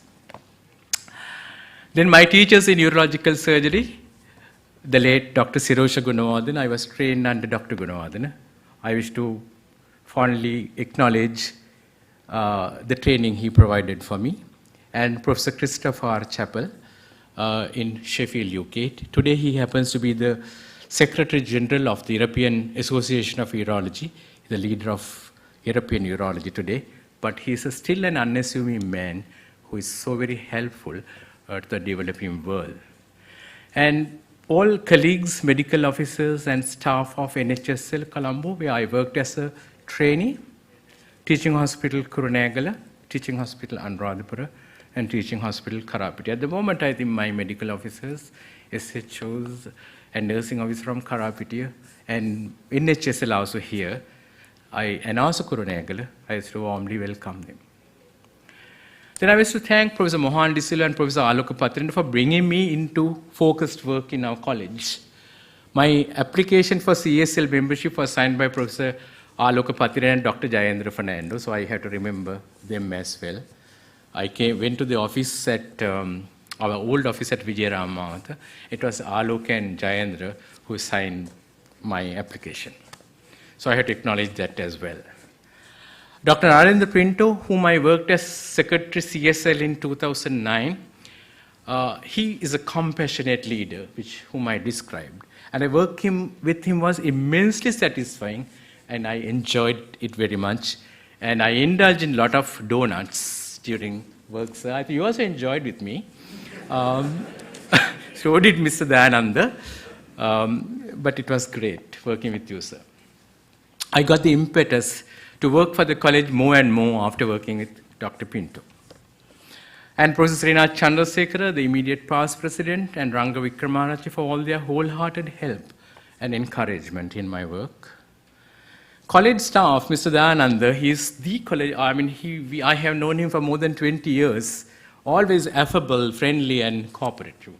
I must thank Mr. Dayananda especially, and Amali, Vijay Surya, Dr. Tatusha Vikramanayaka, who are perfectionists, and Hirun Nilshan. And I must also not forget Mr. Saman Vijayasekara, who worked very faithfully for us, but he unfortunately passed away a few months ago. And also our secretary this year, Dr. Kavinda Rajapaksha, for his hard, committed work. Now I should remember my late parents. I will not be in this position if not for my late parents. So I should make a brief mention about them. They gave all the comforts, happiness, and gave us values on contentment and simplicity and liberal thinking to us. They were never fanatical. My father was a dental surgeon. He was the pioneer. He was the first dental surgeon of the then Royal Ceylon Air Force. And later, he specialized in community dentistry at the University of Dundee. And he became the president of the College of Community Dentistry in 1986. And later on, he went to Buddhist studies in retirement. My mother graduated in arts from the then University of Ceylon, Colombo. She started as a teacher. She did educational psychology. She also qualified in Dundee. And she later ended up as a consultant in early childhood development at the UNICEF. So both of them gave me immense love, pleasure, and I had never seen them quarreling in my life. We were a happy family all the time, and I must remember them. I lost my father 11 years ago and my mother 3.5 years ago. But I am what I am now thanks to their nurturing and how they brought up. And this is another picture which we were very reluctant to take. My father was very emphatic that we should take this picture during their golden wedding anniversary. All of us had to wear the cloaks, which I felt very shy actually. But I thought, I was so reluctant I had to wear the MS cloak. But with reluctance, we 5 of us got together for this photograph. Now I rejoice looking at the photograph of what they have given to us. And you can see my brother Kamal Goonesinghe is a lawyer, and Anomi Bandigasekara, she too is a lawyer. The fat object, of course, the donut eating myself. Then this is the extended family. So they are so very dear to me, but still they are very important. The most special person in my life is my wife, Renuka. We were batchmates, and she still is a guiding force, a critic. As she criticizes a lot of my things, but constructively, and she's my life companion. And I must appreciate Renuka for tolerating me and being a good wife. Thank you very much.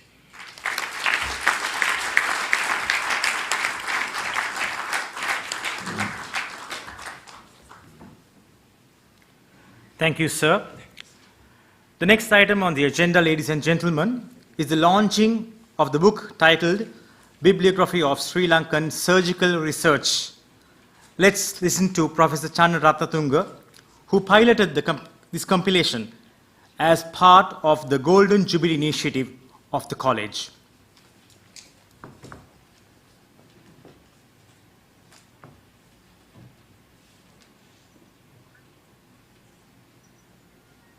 The President of the College of Surgeons of Sri Lanka, Dr. Satish K Goonesinghe, members of the head table, past presidents, the colleagues, and ladies and gentlemen.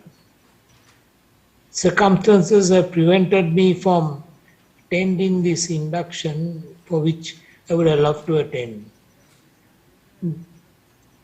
Thank you again to the Council for letting me have a time slot to launch this book we have spent some time on, the bibliography of surgical research in Sri Lanka by local surgeons. It is really an offshoot, as it were, of a compilation on the history of surgery, for which I had to do a great deal of reading, and that allowed me to collate a lot of references related to the surgical history of this country. The data comes from us collecting from Dr. Uraguda and Kamalika Piris's bibliography, which they had compiled in the non-computer days, an extraordinary feat, but they have done it, and part of this up to 1988 was collected from their data.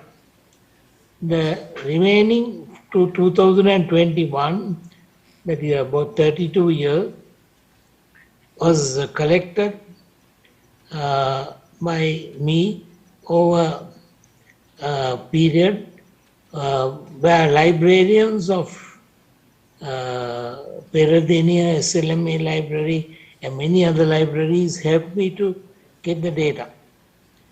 The data that is being submitted is really helped by Dr. Adit Malasekara's data that he, actually all the editors of the College of Surgeons journal, their data they have given as abstracts and citations at the back of the journal online.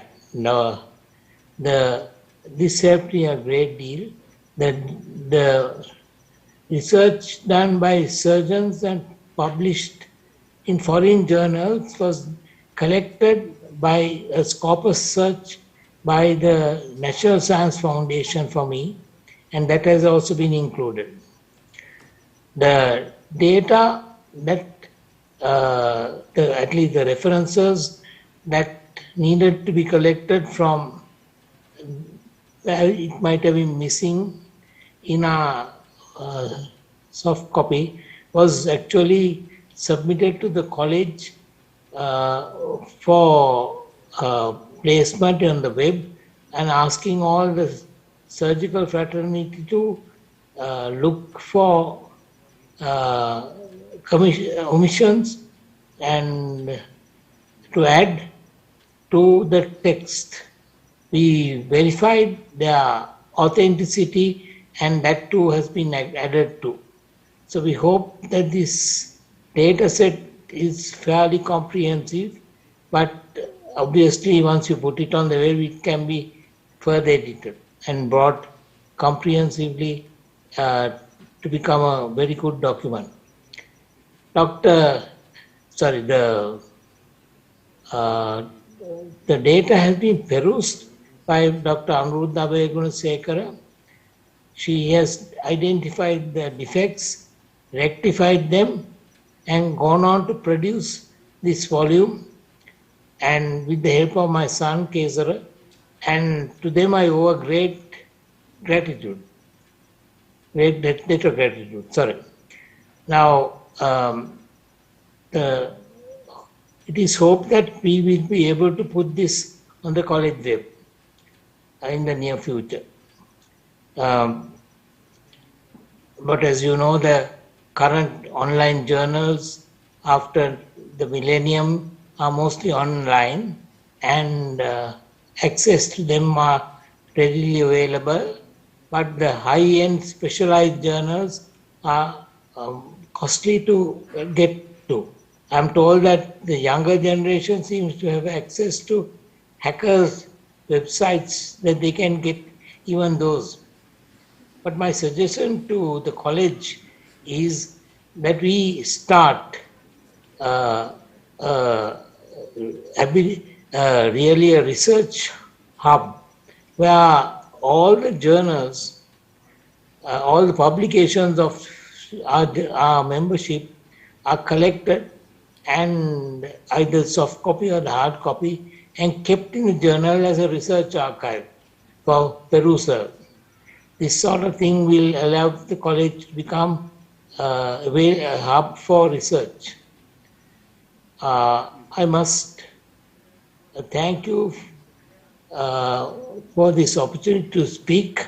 Now, Dr. Anuruddha Gunasekara will gift the volume to the president of the college, and it has been, he tells me that it is made available at the college, and it is priced entirely at cost, that is at a cost of printing, and is two-tiered for registrars and consultants. Thank you very much.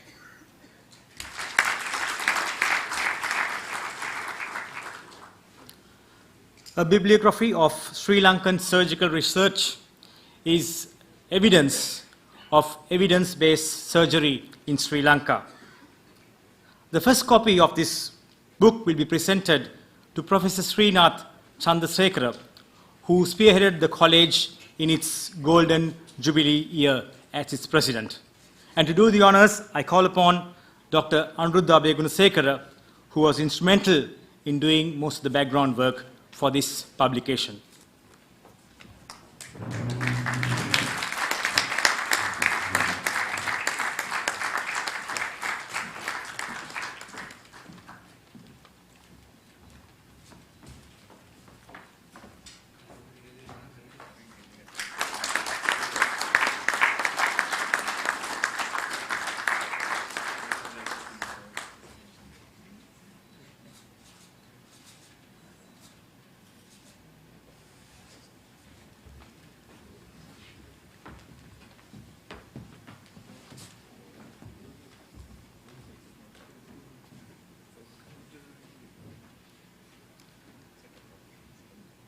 I now call upon Dr. Kavindra Rajapaksha, the Secretary of the College, to deliver the vote of thanks.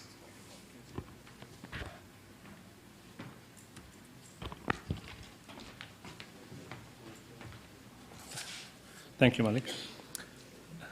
Members of the head table, past president of the college, President and the Council of the College of Surgeons of Sri Lanka, fellows, members, invited guests and well-wishers, both local and international, for joining virtually, ladies and gentlemen. It is my pleasure and duty to propose the vote of thanks at this 40th presidential induction of the College of Surgeons of Sri Lanka. I take this opportunity to thank the President and the Council for the trust they have kept in me by selecting me as the Secretary of the College of Surgeons for this year. My deepest gratitude to our Honorable Chief Guests, Guests of Honor, for gracing this occasion. I'm grateful to all the past Presidents and Council members for their esteemed presence today. We have with us distinguished dignitaries of many sister colleges and associations who continue to offer us their utmost support and in all our endeavors, fellow members of the College of Surgeons of Sri Lanka, friends and many well-wishers who are here with us today. On behalf of the college, I wish to express my sincere gratitude to all of you. Ladies and gentlemen, a very special mention must be made to all my friends and colleagues who helped and supported me in numerous ways. Tatya and Ranga for dedicating their valuable time organizing all the background work.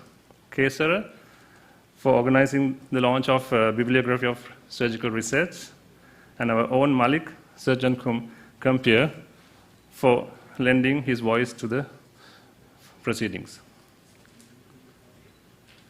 Many thanks to our college office team for being enduring and very supportive as always, Mr. Dayananda, Amali, Chatusha, and Hirun.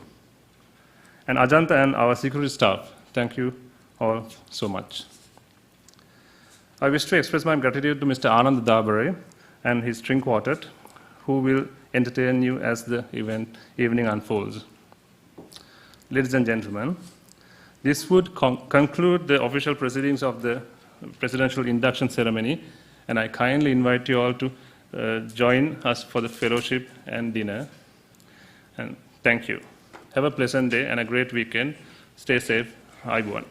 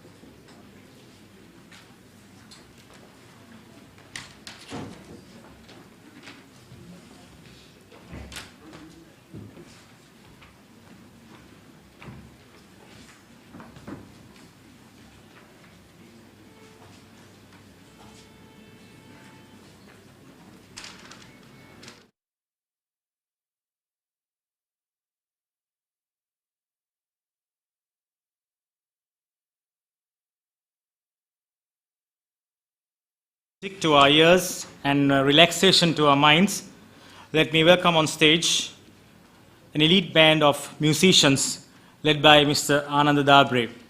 He'll be joined by Mr. Sachita Fernando on the second violin, Mr. P.G. Dharmasiri on the viola, and Mrs. Saranga Kure on cello.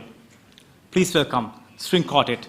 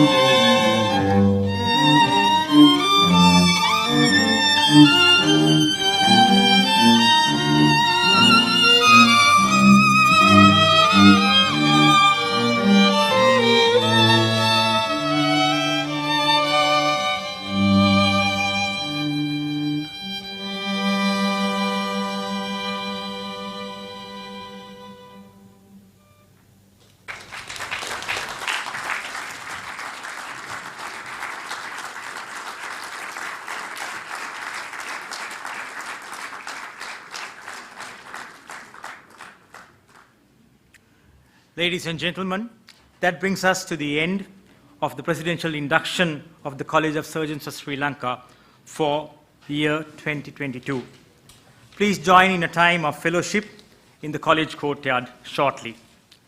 Please rise as the ceremonial procession leaves the auditorium. Thank you and good night.